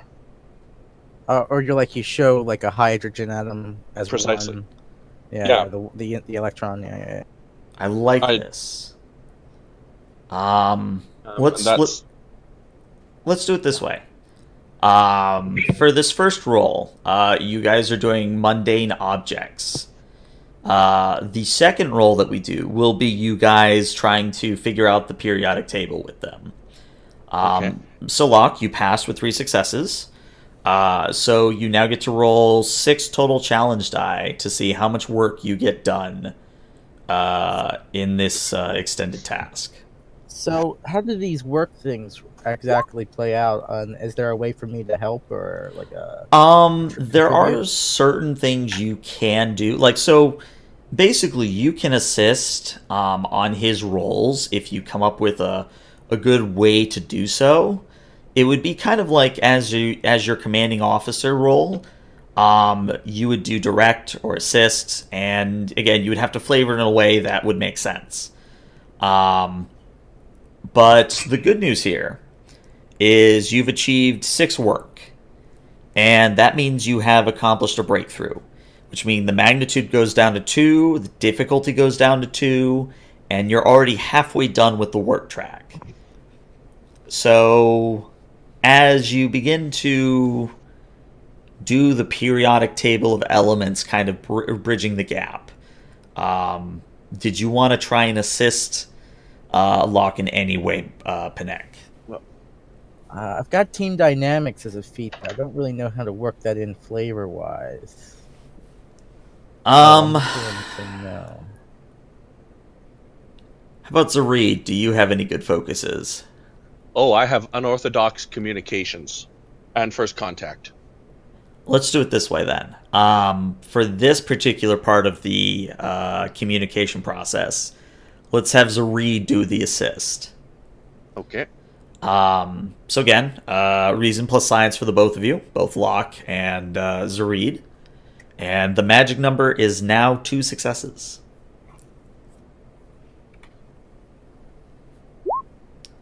All right, so we already got one from Zareed. I think Bishop wants your attention over in Discord chat. Oh, sorry. I'm just waiting until he's got a spare moment. Yeah, that's fine, Bishop. If you gotta bail, that's fine. Yeah, no, sort of getting to that woozy stage where I'm having sort of. Am I conscious? I think I'm still conscious. Nah, man. If you're that tired, go for it. Yeah. So, Quakenbush will just be a good ensign and do whatever anyone tells him to do. Okay. Well, thank you for being here. Feel better. And punch anything that tries to punch the commander. Noted.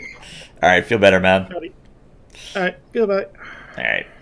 So, all right. So we have, what is it? Yeah, you guys would be at Momentum 3. I spent 1 previously for my 3 dice last time, so I think it's 2. Oh, okay. I missed that. Okay. So yeah, once again, Locke, you get to roll 6 challenge die here. I think I got the verbs down. Nice. So yeah, you with this revelation that Zareed comes up with to use the periodic table accomplishes quite a bit. You are fairly confident now that you have the basic, if not functional, syntax matrix capable of deciphering the alien sounds and encoding it as a language you might understand. However, you now need to figure out a way to apply that in an almost real-time fashion. And this, I'm going to... how do I want to do this? Let's make this an extended task 2. Obviously one with less difficulty, less work track, etc. My idea for this was you trying to modify your comm badges to accomplish the live translation. But if you have a better idea, I'm all ears. Yeah, comm badges is probably the way to go. Yeah. Okay. So, in that case, if you would like to, well, anyone who would like to do this, the base difficulty is going to be 2, and the task would be daring plus engineering. Damn it, Mirthman's not here. Oh, of all the times for Mirthan. My engineering's not very good. I have engineering 1, so I'm decent at engineering, but I'm not a particularly adventurous person. What exactly are we rolling again? Just basically to apply your translation matrix into your communicators. Like if you were on the ship, this would be a no-brainer. You'd be able to immediately sync all of this knowledge and the syntax matrix you've generated to the comm badge. But because you're doing it live on the planet, that's why we're even doing this task to begin with. I think Ensign Quakenbush, you are as I peek at your sheet. He's not here. I don't know. Let's peek at. Why his don't sheet. I assist you in this particular task? He says, "Of course, sir. I would be happy to do so." And I'll roll for him. So daring plus science, or daring plus engineering. 2d20. Does he have an applicable focus? Yeah, jury rigging will apply here.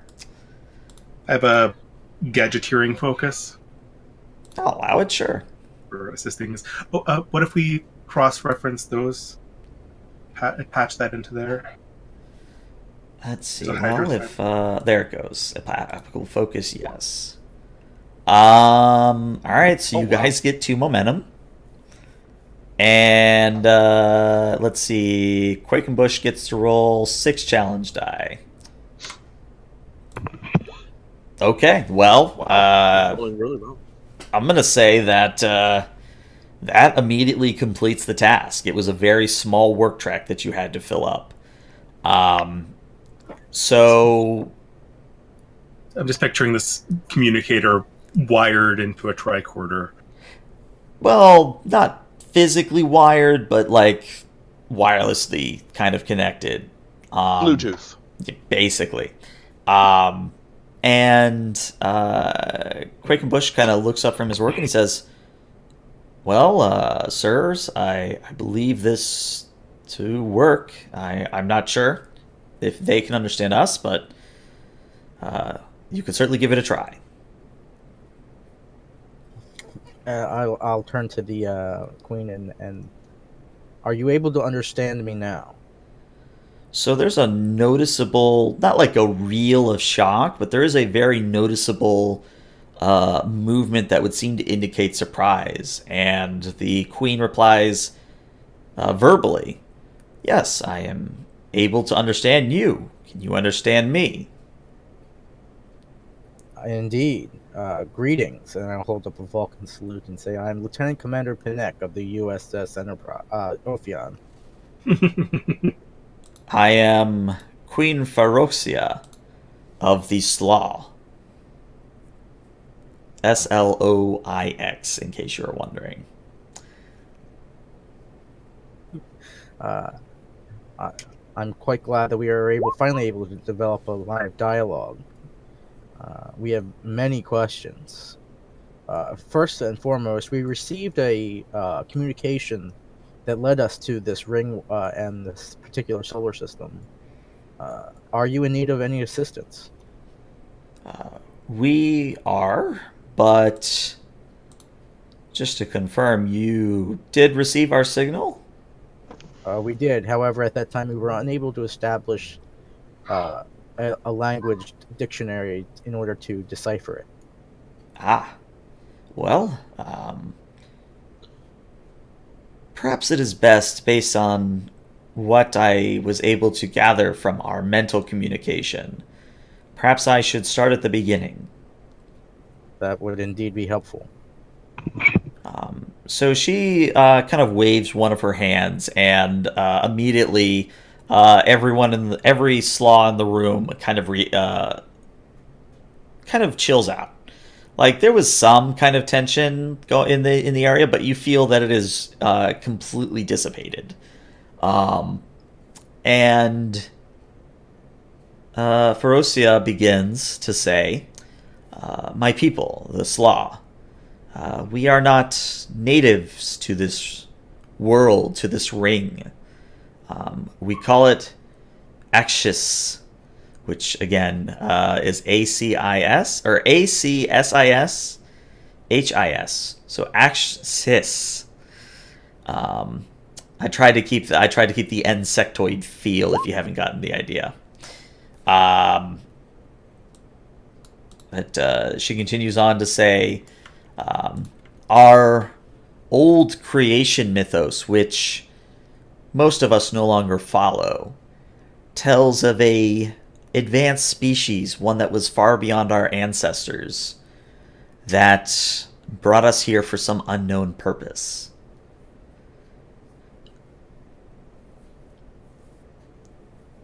I find that mythos sometimes carry a lot more truth than you would think. You said that you needed help, though? Yes. To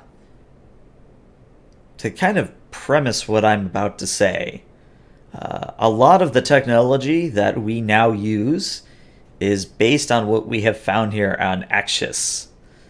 A lot of it, admittedly, is mimicry. We do not understand the true inner workings of how this technology works.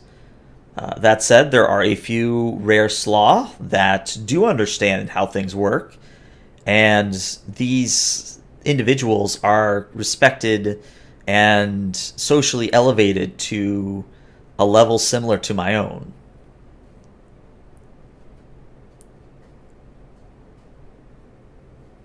Um, my society has particular regulations in dealing with species for the first time. We may be able to lend support, but I need more detail as to your development. Well, where should I begin? I'm sure by now you've noticed that there are different body shapes and different castes that are amongst my species. I was thinking more in a technological sense. This, and I'll motion towards the warp engine. This warp drive system. Did you develop this, or was this a device that you've discovered? Well, my predecessor made it a point to create such an engine that would provide power for the entire settlement. So, to my knowledge, it is something that we have built. Yes, I couldn't tell you how it works myself, but my scientific advisors do assure me that it is a safe technology. Then this will go a long way in allowing us to lend you aid. Have you explored beyond the ring? No, we have not tried bridging the warp barrier yet, simply because we are content with our current situation. We do have a ship that could take a small number of us, perhaps 20 or 30, to explore the nearby area. However, we primarily use this ship to collect tribute from the other, much simpler of mind slaw that maintain our fields and things of that nature. I'll take this moment to introduce the away team. This is our diplomatic contingency Zareed, Lieutenant Locke, Ensign Quackenbush, and Ensign Wine.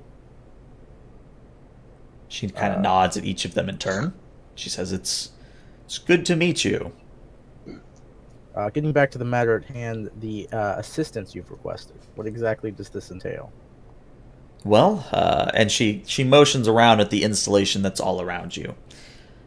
This particular installation has a partner on the opposite side of the ring.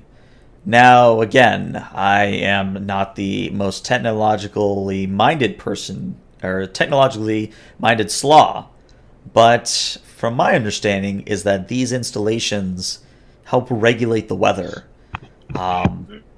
I am mostly aware of the fact that this is somehow achieved by a massive energy pulse that travels between the two installations.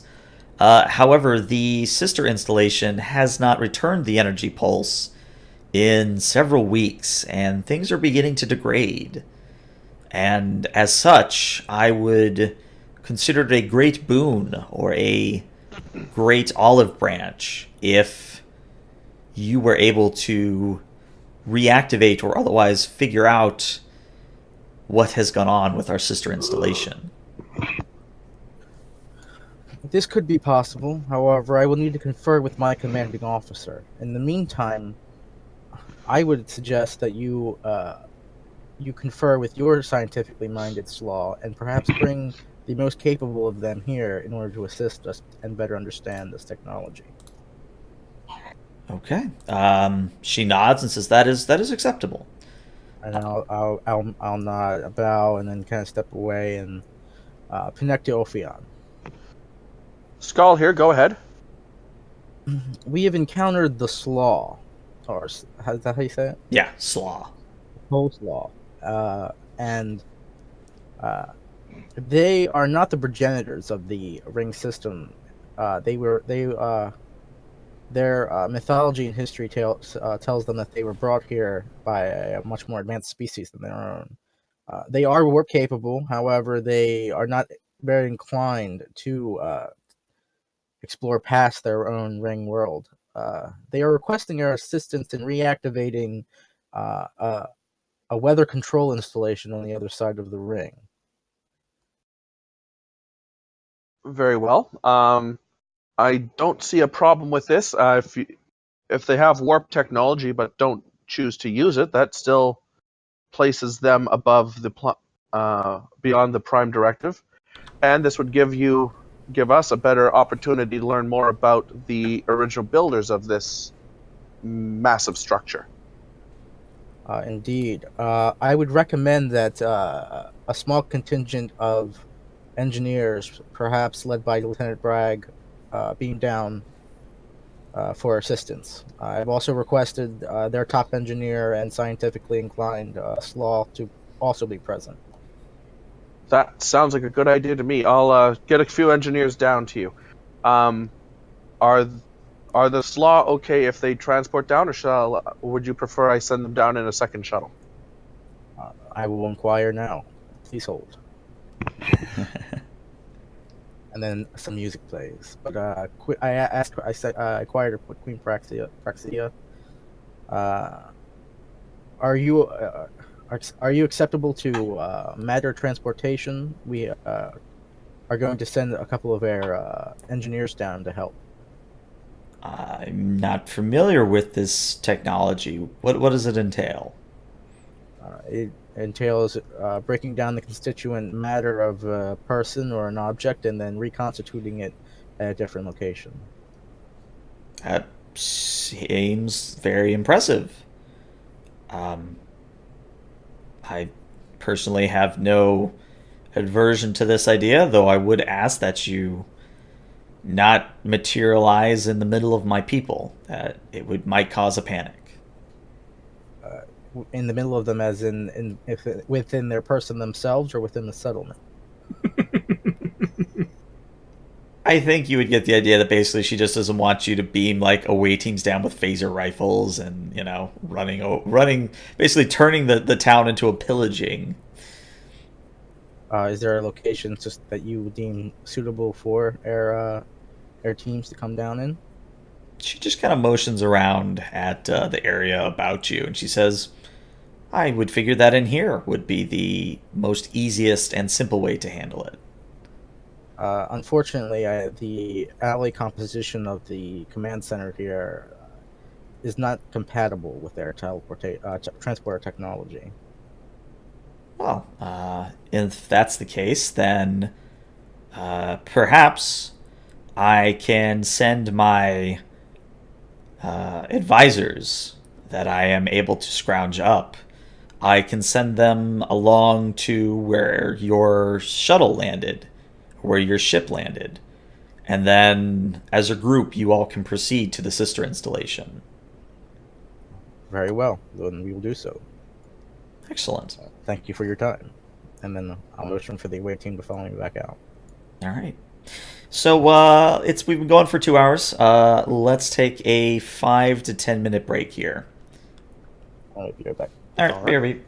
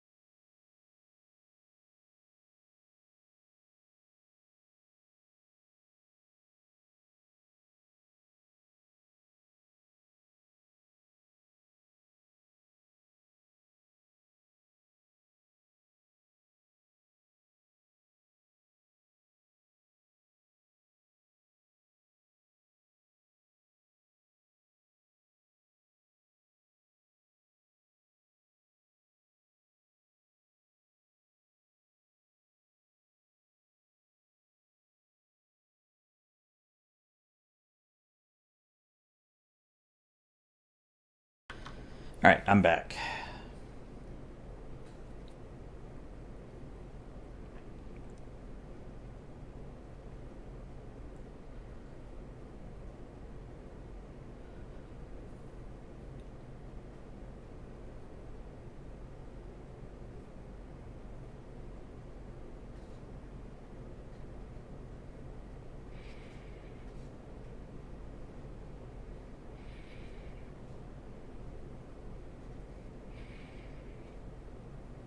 I'm back. Welcome back.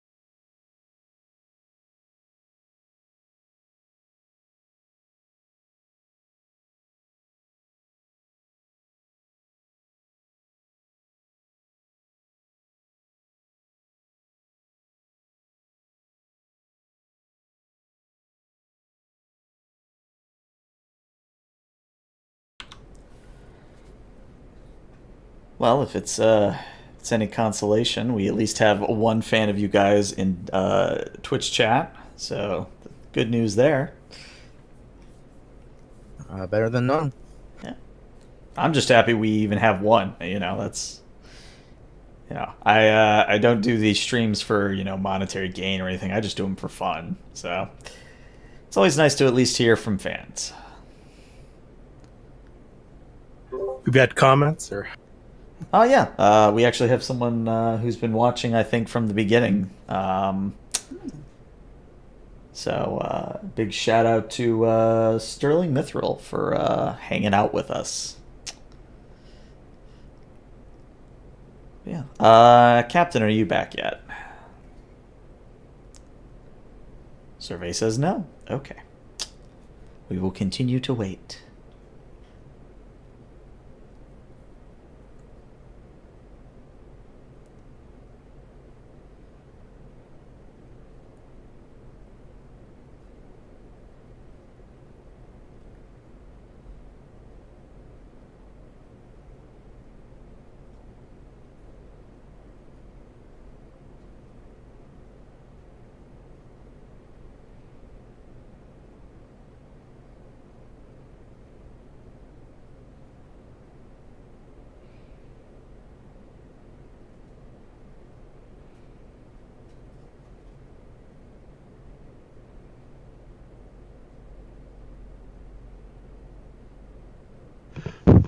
I'm back. Hey, welcome back. Happy to be here. Alright, so now that we're all back, I can hide the BRB sign. And, yeah, we will resume. So, kind of to not speed things along, but to make things a little bit more easy logistical-wise. And, of course, you can correct me if you had a completely different thing in mind. But basically, let's have the away team return to the shuttle unmolested. And you, when you arrive, you see that I believe you wanted Prag to beam down. In a perfect world, yep. it'd be Mirthrin, but he's Yeah. All right. He's busy. So Prag will beam down, and he is in stereotypical Tellarite fashion, just kind of looking around, holding his engineering toolkit, and he says, "All right, where's the problem? What hellhole am I fixing now?" I want you to work in concert with their engineeringly inclined minds. We are attempting to repair a weather control system on the other side of this ring world. It has stopped emitting the energy pulse necessary to control the weather systems. Maybe I missed something. Who is they here? The slaw, and I'll motion towards the ones that are with us. So they haven't actually joined you quite yet. Ah, Since we're left alone, I'm actually going to take our new translation, our new kind of dictionary we have, Mhm. and upload that into the shuttle's computer, and then play the call we've got, the signal we received from here. See what Good it idea. actually says. Okay. So actually, when you pipe it through, you get two messages. The first message is a stereotypical distress call. It says something along the lines of weather control station is inoperable, habitats changing, require assistance. The other message is something completely different. And I gotta find where I put it in my notes. There it is. It sounds something along the lines of this. There is what sounds to be a somewhat panicked yet still reverent voice. And the voice is asking, "What did we do to deserve this? Why are you spreading a sickness amongst us? Have we angered you in some way? Please, we would do anything you ask. Just please do not take the rest of us." ominous. Raised eyebrow. I think there's more going on here than just a failing weather station, sir.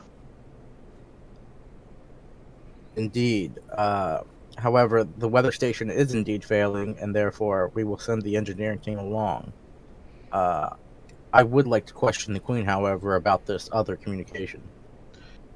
I think it would be a wise idea to perhaps take a detour to the other civilized area. Are we able to determine that's where the communication is coming from? Yeah, you would have determined that the second transmission came from one of the more rural areas. I think that would be prudent, and so far the weather system will not stabilize in the time it would take us to stop over. Yeah, you Plot could course, Sunsman. All right. Shall we wait for our slaw friends to show up? Or are our slaw friends meeting us there? Almost as if to answer that question, two black slaw kind of emerge into the clearing that your shuttle is currently stationed in. And each of them gives actually a very courteous sort of bow. And one of them says, "I am Salu, or Salux." And the other one says, "I am Athizosa." And together they say, "We are here to assist you in the matter of the weather control system." Greetings, I am Lieutenant Commander Pinnack. This is Lieutenant Locke, Ensign Quackenbush, Ensign Wine, Chief Bragg and his engineering team, and Zareed. We will not be departing directly for the weather control system. We will be making a stopover to investigate an anomaly.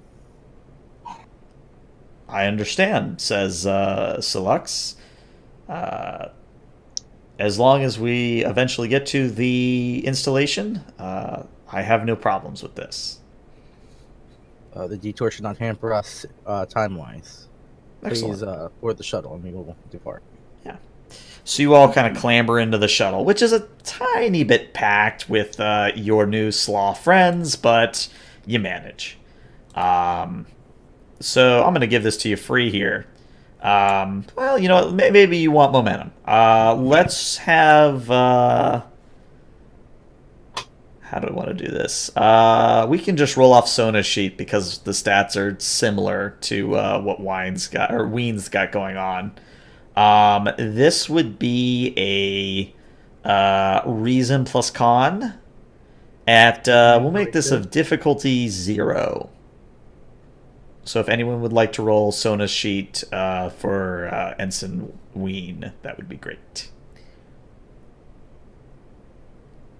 Cap. Yeah, I can do that. Sorry, that was reason plus Con. con. As we're departing, I want to confer with Reed quietly. I want an instructor to pay particular close attention to these slaw as we depart for this and arrive at this other civilization. Of course, sir. All right. Well, it's you don't get any momentum from this, but you still pass. So Ensign Ween is able to find a suitable settlement or a suitable landing zone near the outskirts of a rural settlement that is basically the equivalent of maybe 3 or 4 large buildings surrounded by a myriad of fields and crops and basically typical farmland. As the door opens, you see waiting outside already are 2 new types of slaw, and I can show you the other handout. So that's what those slaw look like. They are obviously green and yellow. The green is a biped and lacks the wings of the red, and the yellows are quadrupeds, much like a centaur. They all seem to have some sort of tools of their trade. So you see one in particular is holding like a blacksmith hammer. Another's kind of holding a what's it called? Not a pitchfork, not a rake. Something you'd use to aerate the soil. Oh, those things. Yeah, that would probably be it. Very basic level of technology of what they're holding. And as you step off, I should ask, who would be leaving the shuttle at this point? Who would go first? I would. Okay. I'll follow. So Panek and Zareed, you step from the shuttle, and almost immediately the green one that is present. Oh, you know what? It might help if I put you on the right map for this. Let me see. Copy paste all these tokens. These are the decidedly less evil-looking slaw, I guess. Yup. I'd say that they appear similar, but just different enough. So I'm suspecting that the colors are now not sexual dimorphism, but rather caste structure.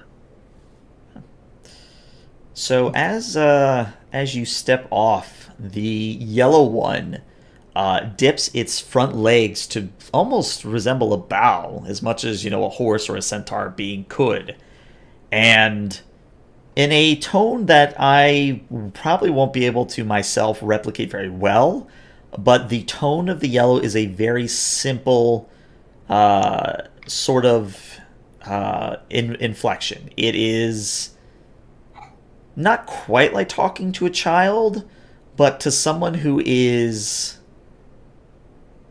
how do I want to say this politically correct? They're not the best and the brightest. Let's put it that way. Simple, yeah. So the yellow one steps forwards, kneels, and says, "Oh, great beings from the sky, we were hoping you had heard our prayers. Please, whatever you deem us inappropriate, whatever our actions might have been, please, just if you could stop the sickness from spreading among us." First, let me inform you that we have not spread any kind of sickness. What is your relationship in regards to the slaw? And I'll kind of motion it into the shuttle at the black ones that are there. So they kind of look over, and the other one says, "Oh, those are the best kind of slaw. They're really smart." And the green one chips in and says, They are the ones we tend this farmland for. We feed them. Every so often they come and they take tribute or take a tithe of our bountiful crops. How are the Black Slaw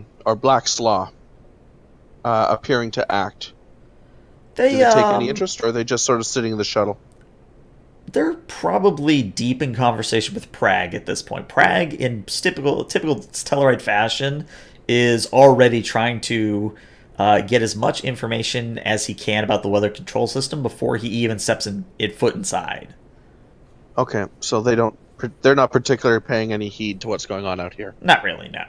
Okay. I'll call into the shuttle, Lieutenant Locke with us.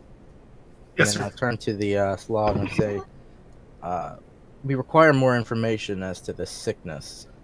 Are you able to show us any afflicted crop or being? Yes, come, please, this way. Oh, divine one, I will take you to my daughter. I grab a imagine I've replacement grown. tricorder before I go. Yeah, as I say, you probably want to set out with a fresh tricorder. Yeah. Actually, can I spend one momentum to grab like the first aid kit from the shuttle? Yeah, I mean, you guys have momentum for it if you want. All right. Probably need that opportunity. Full on medical tricorder. Yeah, I think that'll take you. We'll say that I'm not really doing scene changes here, but I think you guys have got it. You're fine. So yeah, you take a medical kit, and it's probably about a 5-minute walk between the shuttle and the set of buildings that is in the area. So is there anything anyone wants to do during that trek?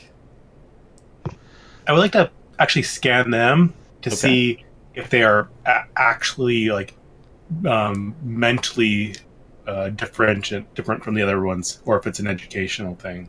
Also, scan them for any infection or any proto-infection to see if they've kind of have caught this or carriers of it. Sure. So that's going to be 2 separate roles. Right. The first I'm going to say is your bread and butter reason plus science. That would be at a difficulty of 1. And the second would be an insight plus medicine. So what'd you get? Oh, wow. You blew that out of the water. So you're at 5 momentum.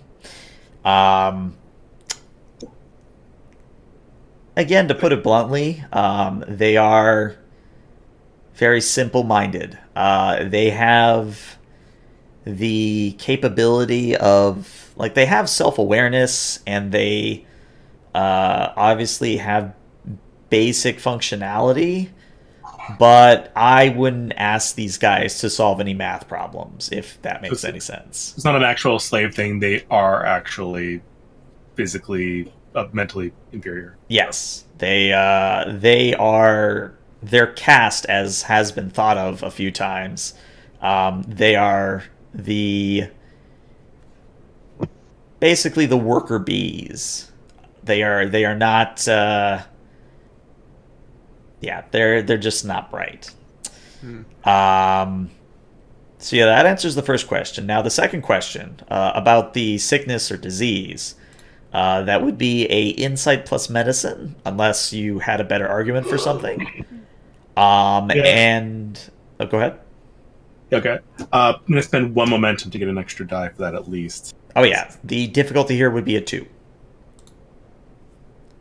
Well, no, I'm going to spend some threat and make it 3 because they are aliens and you don't really have a whole lot of insight into them. So yeah, let's keep it difficulty 3. Got to remember to spend that threat.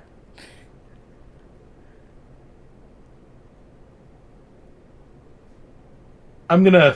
mind if I spend even more momentum, guys? Go ahead. Go for it. Alright, so Anything we can the get. down to momentum 3, since I'd have to spend 3 momentum to get 2 extra dice. Also remember, you do have determination if it would apply here.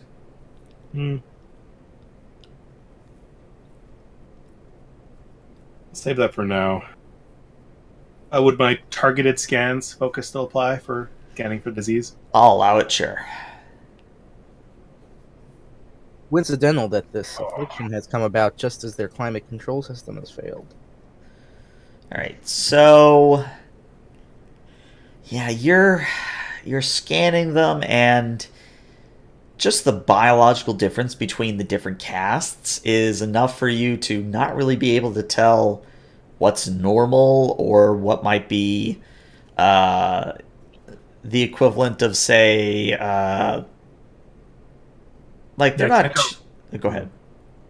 Sorry, Commander. I can't tell if they're infected or just asymptomatic or just healthy. Understood, Lieutenant. Without a Hopefully, baseline scanning scan. this child will offer us more data. Zareed is busy peppering them with questions.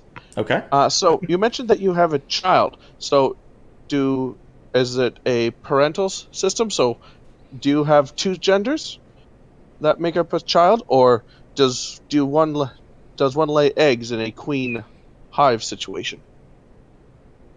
They kind of look at one another, and very slowly they reply, "Yellows always birth yellows. Greens always birth green.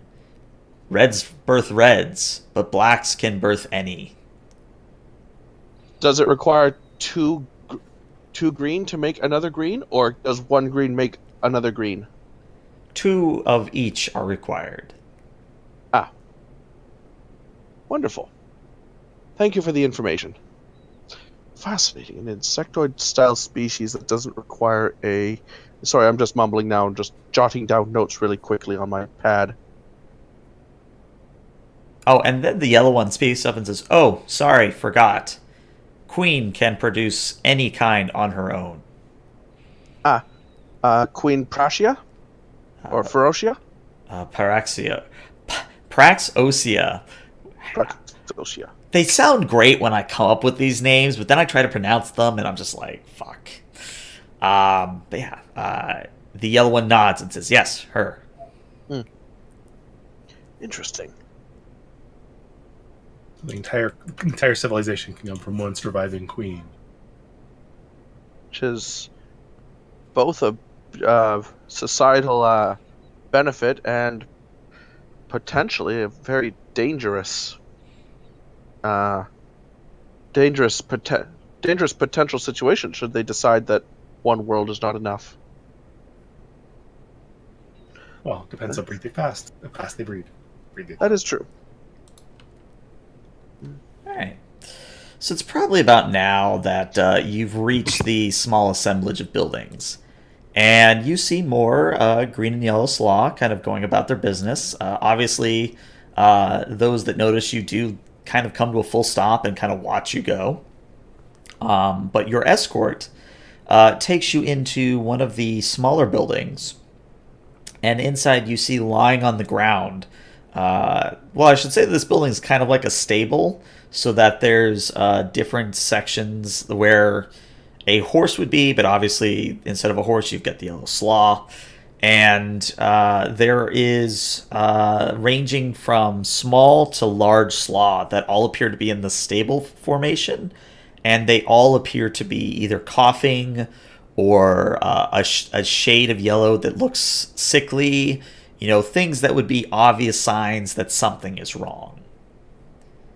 Keep your Lieutenant, but get as much data as you can, and I want you to determine if this is airborne.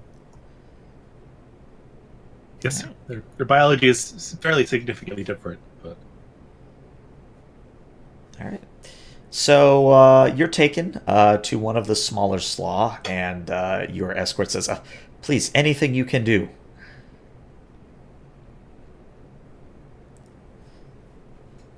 I want you to relay all your data back up to Sickbay and Ensign Zarba and Commander Beckett. hopefully, if I can't figure it out, hopefully Beckett can do something. One would hope. I will update the captain. Connect to Ophion. Captain Skull here, go ahead. We have detoured from our original destination. Lieutenant Locke replayed the original intercepted transmission, and piggybacking on it was a second distress signal from a nearby agricultural community. They have requested help with an infection that has afflicted their community. We are gathering relevant data right now. I suggest Commander Beckett be put on alert and just prepare in case of he's needed, and also prepare a quarantine zone in the shuttle bay if necessary. Of course, I'll get the chief on it, and I'll alert Beckett and send up any information he can. Aye, Captain. Neck out. All right. So, Locke, if you would like to attempt another scan, Right. I'll spend more threat here to keep it difficulty 3.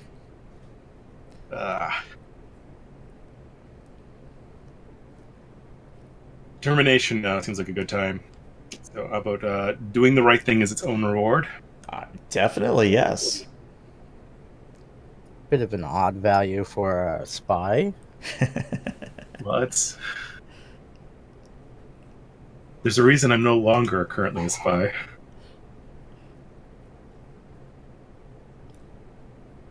So you're going to spend any momentum, or... I'll spend 1 momentum to get that 3rd die. Okay. And yeah, my determination is an auto crit. So I'm at least... That's all you need to 2 do is successes. roll 1 success. That's all you need. And you got 2, so you get a momentum back. Very good.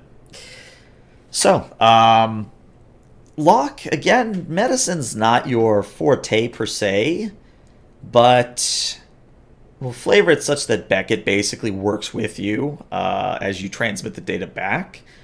And between the two of you, you're able to determine that this sickness, whatever it is the slaw equivalent of a bird flu. So while it is virulent and is obviously not pleasant to go through, it's not something fatal. At least that's the working theory. That with, like, if you were to bring a slaw up to medbay and Beckett had a full scan, he might be able to determine a cure.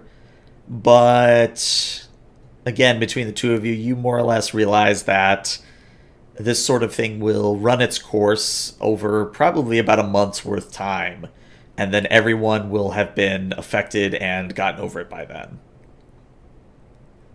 Okay. Is it airborne or actually? So yeah, it's can other humanoid non-insectoid, can a non-slaw catch it? Yeah, as far as you're able to determine, non-slaw don't need to worry about it being airborne. You get the sense that this is transmitted very similar to a human flu, in that it could come from contact with bodily fluid. It could be simply because someone coughed nearby. There's lots of ways you can get a flu.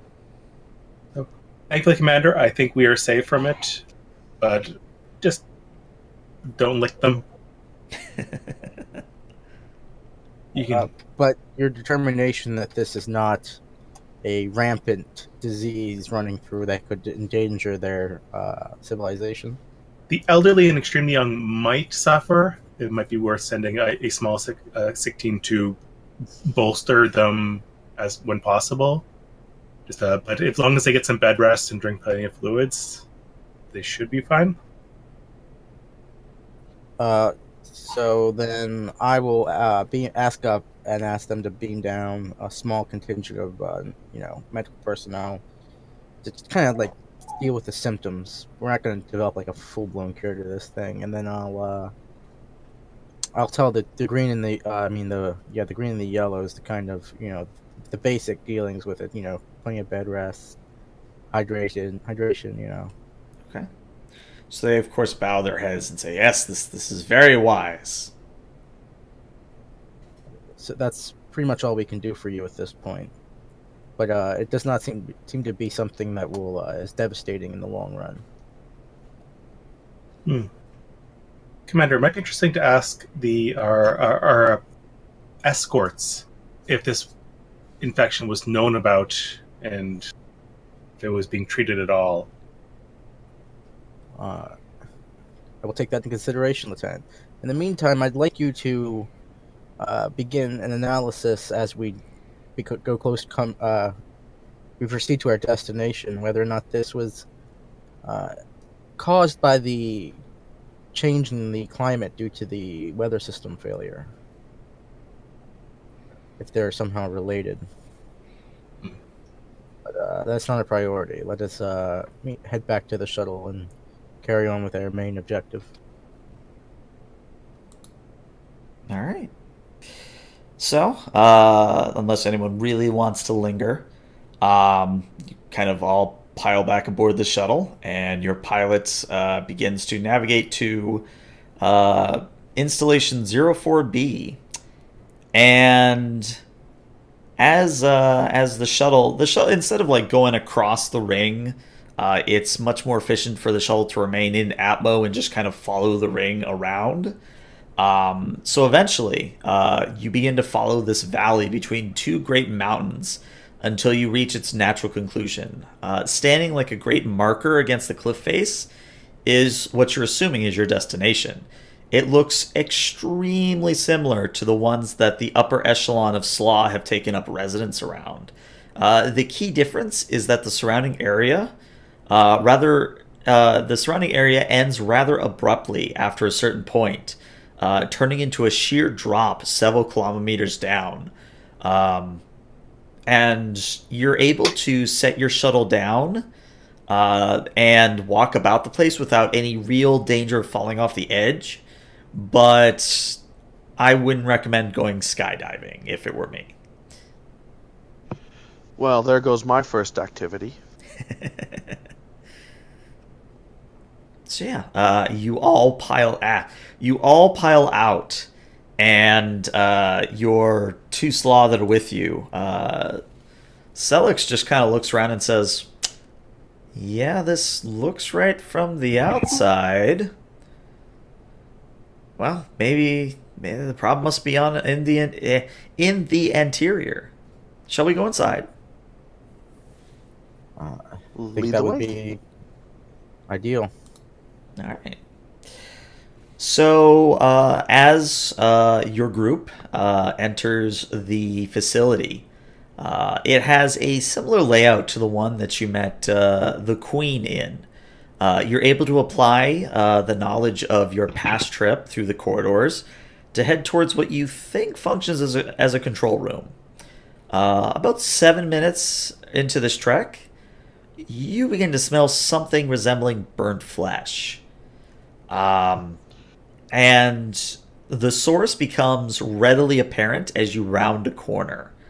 There, in sort of a macabre fashion, are bodies of red slaw, all laying about as if they were trying to reach the end of the corridor. They all have sorts of burn marks and signs that a great energy discharge flowed through them.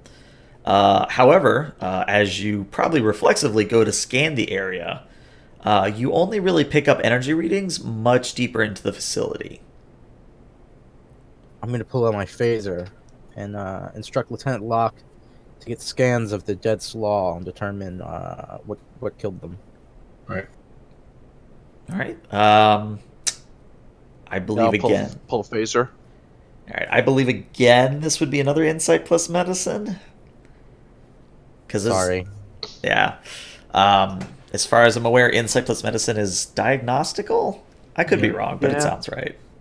Well, we're not trying to figure out how they died. I mean, like the cause of death we know is high energy. So Yeah. kind of instead try to focus on the type of energy. Focus on that. Yeah, sure. Or like the pattern of energy burns to see if they were like a directed energy burst. Yeah, see if it's or like if it was... radiation or the type of energy you'd find in a phase, pistol. Sure. How do you feel about an insight plus science instead? Sure. Okay. Better. As it's happening, we turn to our Slaw engineers and say, who were these Slaw? One moment, because I forgot to move you guys over a map.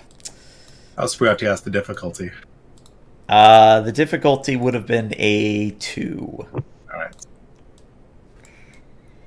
And then I need to put 2 black slaw on the page.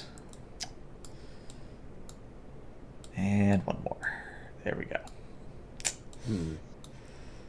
All right, so unless you want to spend momentum for that extra die, which I'll allow, yeah, you're not able to discern the type of energy that kind of rocked through this slaw's body.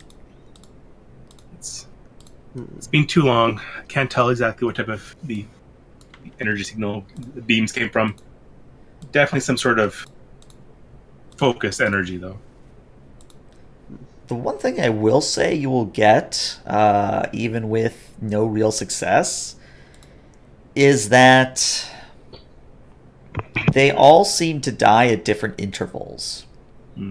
So, like, the oldest body is maybe about 3 weeks old, which would match up with the timeline of when the Queen sent her first envoy to figure out what the hell's going on.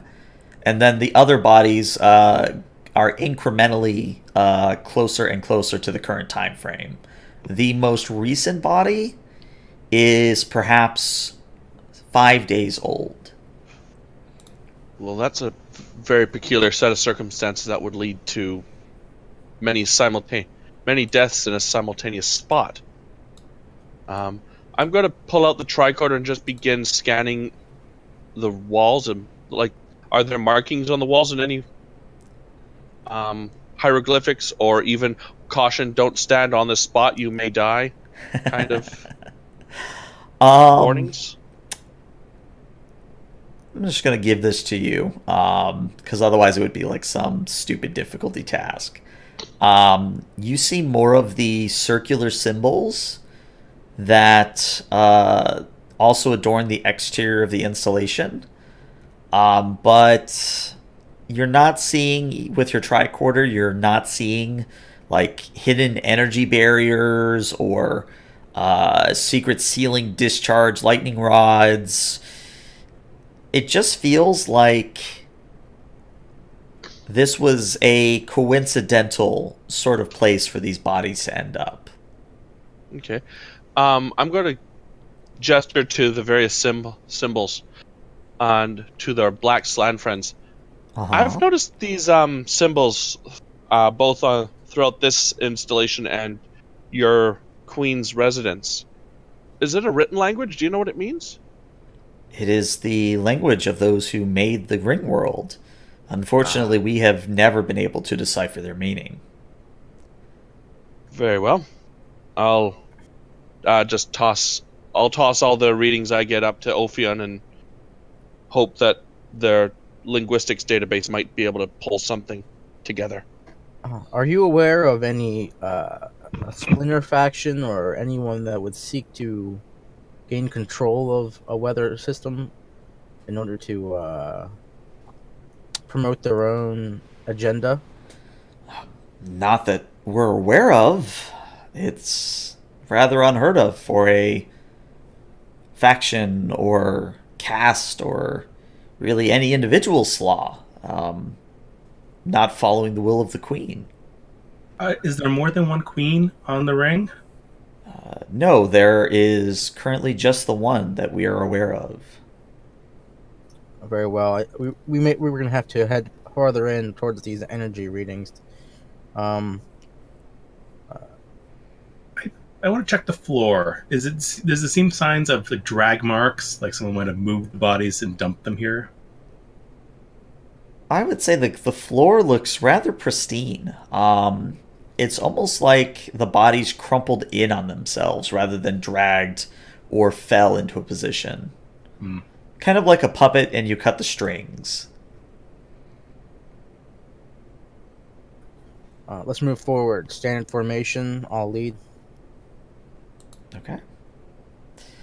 So you proceed probably a lot more cautiously than you were initially. And with a tricorder going. Yeah. Using your tricorder, you are able to finally arrive at the control room. And the control room is a circular floating platform that sits over a large pit that leads deeper into the ring's surface. Squinting your eyes down at the darkness, you can just barely make out the twinkling of what might be brewing energy. As for the platform itself, it contains all sorts of active holo displays that show the same sort of untranslated glyphs that are present on the exterior of the facility, so more of the predecessor language. Chief, Locke, I'll motion towards the displays. See what you can determine. All right. I miss the days of just hiding in the shuttle. Ensign Quackenbush, you're with me. I want to set up a perimeter around the control nexus. Aye, sir. So, again, you can argue for something else, but for this, I thought in Insight plus Engineering would be rather appropriate, since we are making an educated guess about unknown or extremely unfamiliar technology. So Prag will obviously take the initiative here, and he'll do the roll. And Locke, you of course can assist. But for Prag, let me look at his sheet. Yeah, Prag doesn't have a focus that would apply here, and he hasn't... Oh, well, I guess we can do that now very quickly. So every time we reuse a supporting character, we are supposed to sort of modify them. So let's quickly do that, because it could very well change how things play out here. So you guys have the option of giving the following, and if you're looking along, it's on page 134 of the PDF. You can give the supporting character a value. You can give them a buff of an attribute by 1. You can buff one of their disciplines by 1. You can give them an additional focus, or you can give them 1 talent. So does anyone have any preference as to what to give Prag?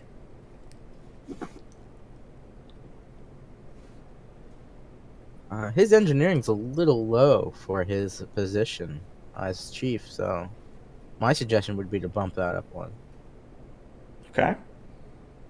Sure.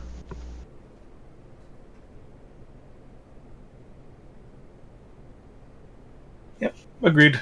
Okay. Maybe the least offensive. All right. So Prag's engineering will go from a 4 to a 5.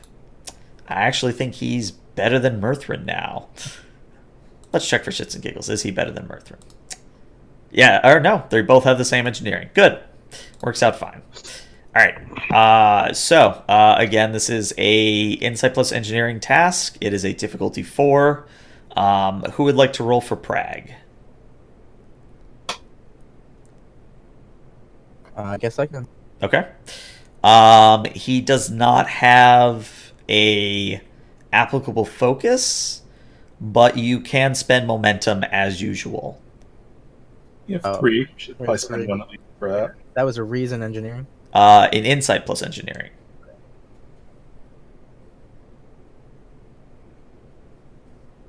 And now spend the momentum. Okay. I still roll 2d20 right though, right? Spending the momentum, you'd now roll 3.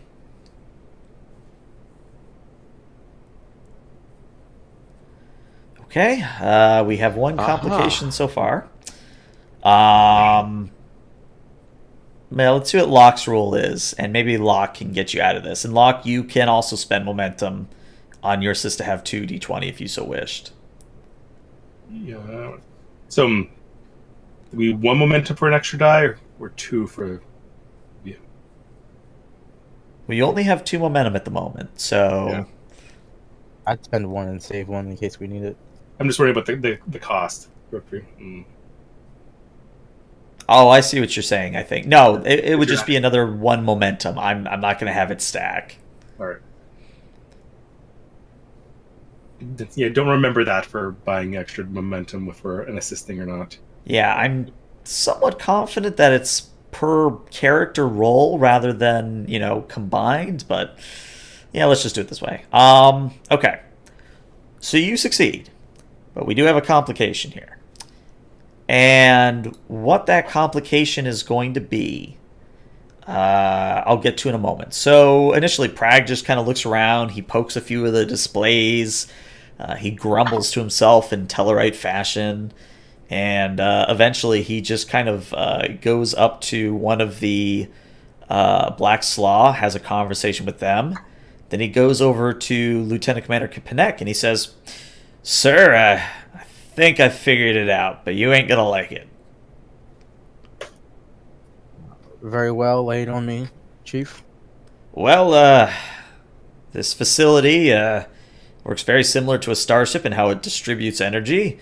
Obviously, it does so in such a grandiose fashion to send giant pulses between installations.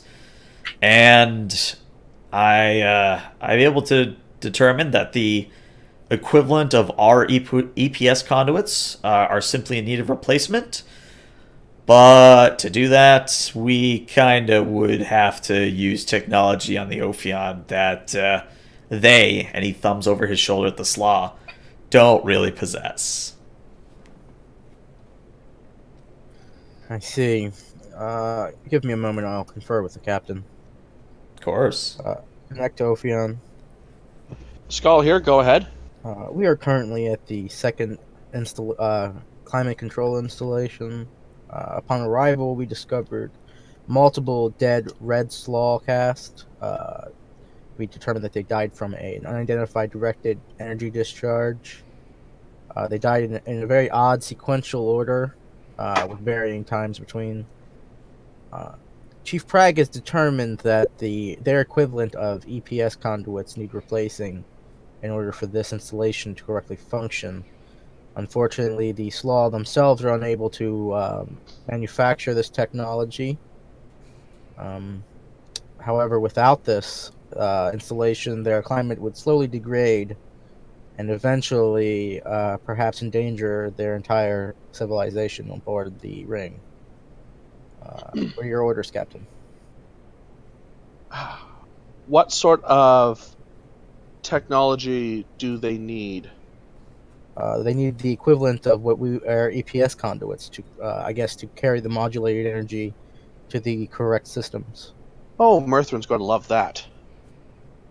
Well, considering that the civilization is already founded on technology that's above and beyond their capabilities and far beyond their understanding, I don't see much harm in adding our own kiboshed solution or kitbashed solution into their mix. I agree, and the added benefit being that we would be able to show them how to repair these systems if necessary, unlike the progenitors of the ring, which are no longer here to pass that knowledge on. Well, that might be more interfering. If we just repair it, we're maintaining the status quo. We're not really interfering with their development. But if we show them how to fix it, that is changing how they would progress from now on. I wasn't aware of this conversation. At the same time, we're teaching a species how to ensure its own survival. And basically what we're teaching them is a little bit of power modulation and some material repair, which it sounds like they're engineering-minded individuals had figured out at least some of it, given that what you've told me about their warp core, and they have a ship of their own. I don't see a problem in helping them and teaching them to fend, because if we don't teach them to fend for themselves, the next time something fails, and given the age of this technology, it's probably going to happen sooner than we'd like, there may not be a starship passing by that could help them. But I also see where Lieutenant Locke's coming in, and giving them this information would enable them to subvert a further event that would affect their development. Yeah, it's that age-old question. Do you Yes. enact the Prime Directive, or do you ignore it for a very good reason? Man, even on My the away suggestion, mission, Captain, would be to install the EPS conduits and then allow the engineers at their own pace to study it in order to reverse engineer and come to their own conclusions as to how it is to work. I mean, that's what they've been doing with the rest of this structure. I see that as a very effective compromise. It would allow for a more naturalized chain of events and allow for them their own scientifically inclined members to develop their own systems for redundancies. Agreed. As a failsafe, perhaps we should leave them a means of communicating with us should they require assistance in the future. I would think they already had that as we picked up their transmission in the first place. Yeah, I'm thinking something along the lines of perhaps a subspace beacon instead of these ultra-low frequency radio waves that barely made it beyond their system. We are already giving them EPS conduits, Captain. I do not see the benefits of giving them even more technology that they are not quite understanding the use of. Couldn't hurt, but couldn't hurt to ask. Very well. I'll have Murthrin and his team get the components needed, and then we'll begin fixing what's broken. Aye, Captain. Good night, out. All right. And then I'm gonna update Prague and tell him to install the conduits, but not to go out of his way to show the slaw how they work or how to repair them. I can do that just fine, sir. Are they allowed to watch it all? They can watch and infer their own conclusions, but let's leave it at that. Yeah, I can do that. I do that real good. All right. So to kind of jump between scenes here, it takes maybe the better part of a day for Murthrin and Prague to get together and come up with a specialized team to come down and effect repairs. Obviously, your two Black Slaw are going to watch the entire affair with fascination in their eyes, but they will not ask any questions. They obviously what you said was translated and they overheard, so they're not going to pry. But all said and done, by the end of the day, the weather control center is fired back up, and you see, as you go outside to kind of get a better look, a great energy pulse emanates from the space between the two triangles that jut up into the air and proceeds through space and otherwise through to the original installation that you met the Queen in.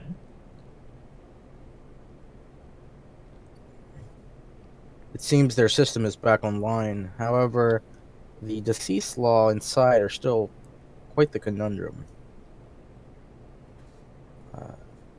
Have you discovered any more about what led to their demise? How would I like you to roll this? I would say anyone who wants to.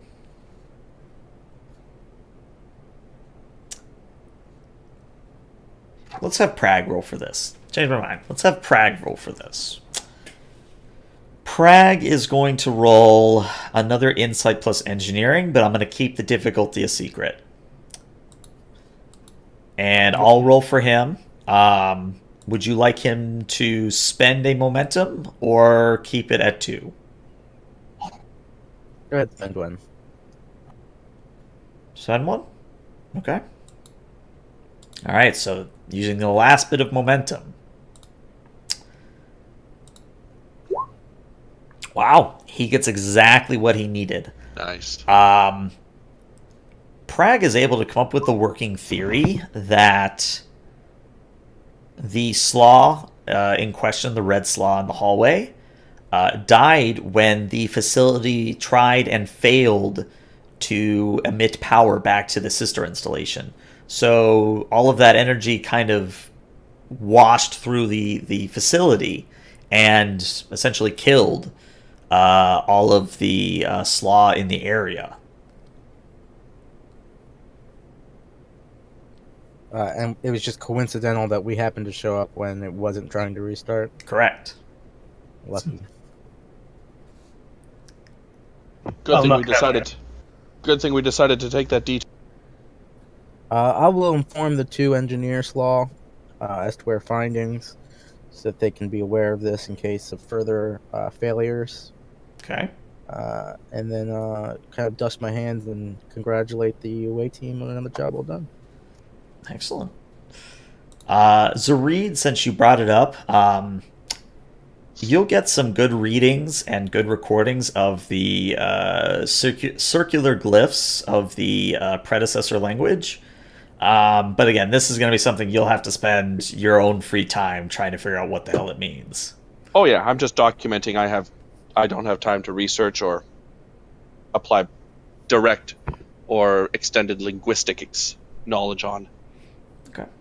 From a casual look, does it match any like known languages in the database? Nah, it's kind of like sign language. Like, there are obviously certain like gestures of sign language that might mean something in a different quote-unquote dialect. But I'm trying to remember the name of the one TNG episode where you had the mediator, the ambassador that initially spoke through 3 other telepaths, but when those died, all he had was sign language, and Data had to go off and learn it. It's one of those things where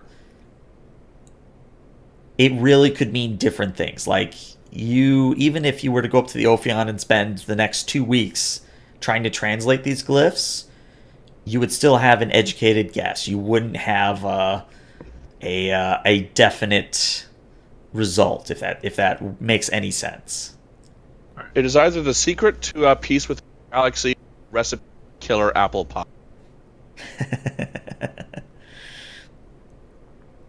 And Zareed, I'm going to give this to you because it was an interesting point raised via privately. You, as a Federation kind of diplomatic envoy, and this is something you can bring up to Vinek at your own discretion, or really to the captain if you so wished.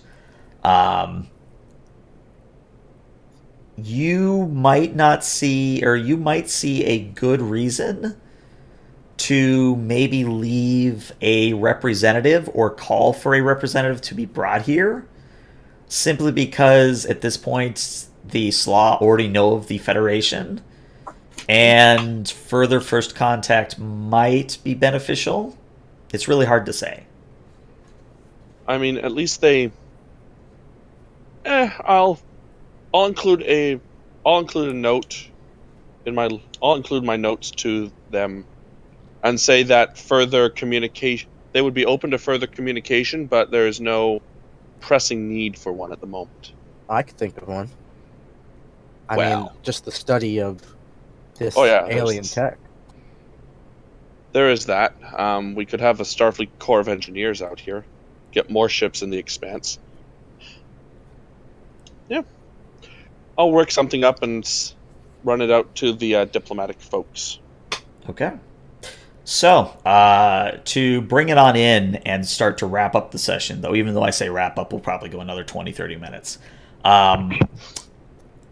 All of you collect back up on the Ophion, and you file the reports necessary. You discuss the pros and cons of whether the Prime Directive really applied here. You know, stereotypical Federation things to do. However, after probably about 2 days of you still kind of orbiting the Ringworld and taking scans, you get a hail from the surface. All right, put it on audio. Okay. Audio. So let me put you guys on the bridge for this. probably a good spot for you. The audio transmission comes in, and you guys are immediately able to discern that it is Queen Fraxosia, and she says, I would like to extend a measure of gratitude for fixing our situation. If you are amenable to the idea, I wish to propose a exchange of the minds. Captain Skull does a Vulcan impression and raises an eyebrow. In what way are you interested in exchanging, Queen, for Ferrotaxia? Well, if you were able to leave one of your engineers or have others from your Federation, I believe is what I was told exists, we would like to send one of our own to join your explorationary efforts. Now that is an interesting option. I must warn you, Queen, that the Federation has strict guidelines on the knowledge that we are allowed to share with newly encountered species. You are a very unique species, both culturally and geographically, as we have admittedly never encountered a world such as the one you inhabit. And I can think off the top of my head 10 different Starfleet engineers who would love to set up a permanent home on your world in order just to study and learn what they can. I can arrange something with the diplomatic corps. We are more than happy to accept an envoy of your species to come along with us. We will do all that we can to ensure their safety, but with the caveat that space is very dangerous. There is a minimal chance that the envoy may never return home, despite all that we can do to keep them safe. That is an acceptable risk. I would like to ask, however, I understand that most of the species aboard your vessel are male or female. Would you prefer one of my daughters or one of my sons? I have no preference either way. We would prefer... please... I'm just gonna... If you would just give us a couple minutes to discuss this, Queen, and we'll be right back. Excellent. I shall be waiting. I'll just signal for the conversation to be muted. Yeah, Shatsu mutes it for you. Spock is to keep his hands to himself. Yeah, Locke, this is not a war. This is not a. Let's not declare war on this species or have it declare war on us, please. Yes, sir. So, thoughts on the matter? I imagine that one of the black ones is the females and the red ones are males, or vice versa. So I'm guessing we should find out which one. Yes. The black Solana obviously appear to be the more scientific type, Mm-hmm. and knowledge will benefit the Federation far more than a security-minded Slaw. So, I have no problem taking one of them. And the other option, an engineer or a science officer.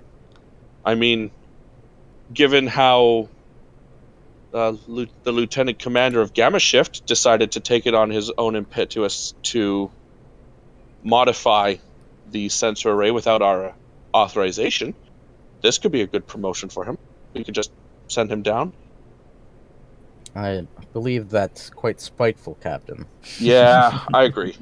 We also don't want to send anyone down who's going to alter them. We want to send someone who's more of an observer. Otherwise, we are, again, violating their... I would suggest we take their envoy aboard and allow them to await a diplomatic convoy to come, and that be their exchange of minds. I do not recommend giving over one of our own crew. I was leaning in the same way, Mr. Panek. Starfleet's recently got a full diplomatic team to deal with the Zavoisie. Perhaps one of their number could take an extended tour of duty on this planet, or some young, keen engineer with a diplomatic mind from Deep Space Daedalus.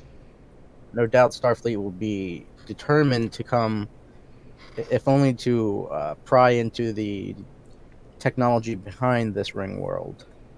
Agreed. I can't help but wonder what makes this sector of space so interesting to old, long-gone races. First the Dakan, and now these Ringworlders. Wonder what else is out here. Perhaps it is the distance from such young races such as their heirs. Entirely possible. Let's put resume the conversation. All right, Shastu hits the button. Queen, my apologies for the extended delay. Your request caught us at a surprise we just had to discuss. Understandable.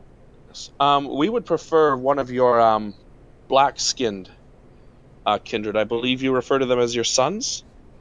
Their scientific minds will be of great benefit to the Federation, and the knowledge that they bring back to your world would be extremely beneficial to your culture and society.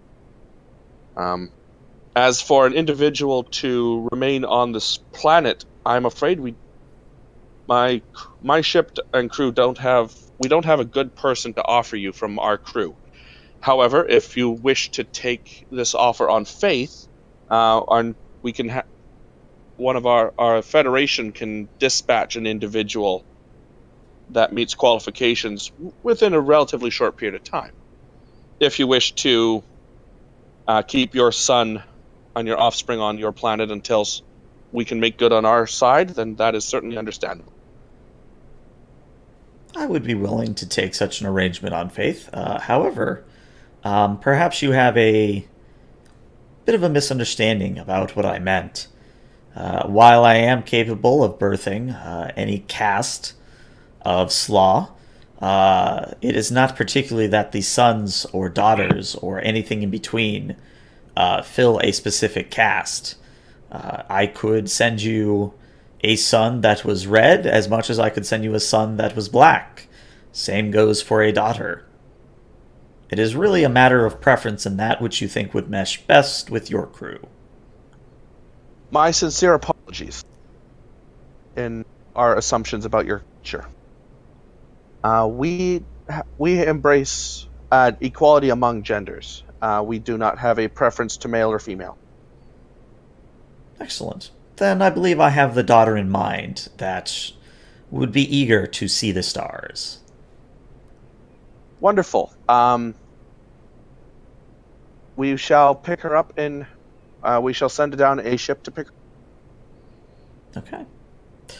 So no need to scare her with a transporter on her first day in space. Yeah, that'd be kind of mean.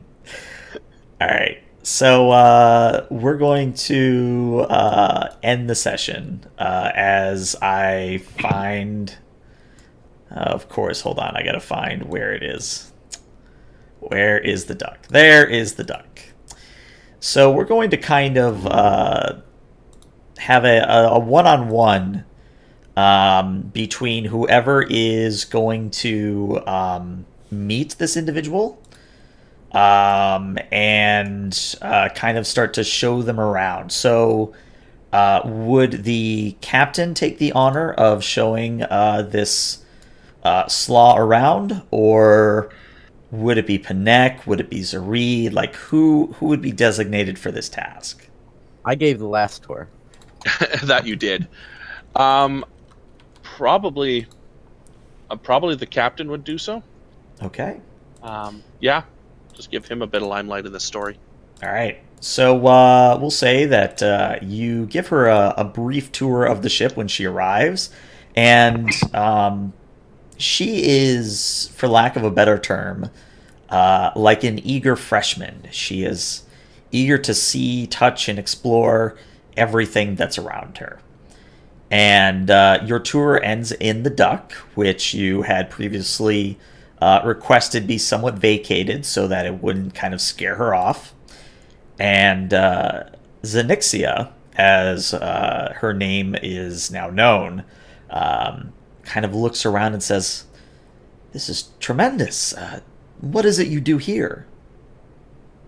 This is where the crew, when we're not this is where a lot of the socialize, banter, relax, and converse in a more casual setting where rank does not apply. It's also where we can consume food and it is also where we can consume food and drink that might not be. Sorry, I don't think I can. Better? Better. Sorry about that.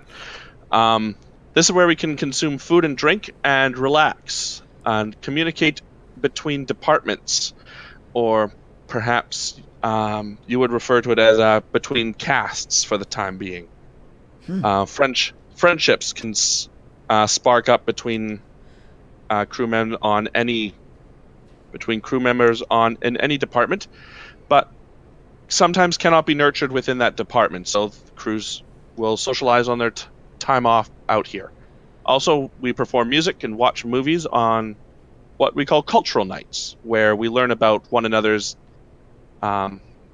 distinct cultural traditions and values. This is so much to take in. It's everything I hoped it would be. You have thought about going to the stars for a long time? Yes, it's been a very long dream of mine ever since I was a child, that one day I might see the stars. Well, if you choose to stay on the Ophion, and believe me, it is your choice if you wish to stay, we will see as many stars as we can visit. We are very new out into this part of space, so we'll be seeing the stars together. And almost as we cut away and the camera kind of zooms out of the Duck Lounge, we see on the outside kind of a very nice glittering shot of the Ophion and the stars, and the Ophion just kind of lazily drifting through them. And that's where we're going to end the session. So you guys stick around for some after-session chat, but for those of you watching on Twitch or on YouTube, thank you for watching, and hopefully you guys are having a good New Year. Bye-bye.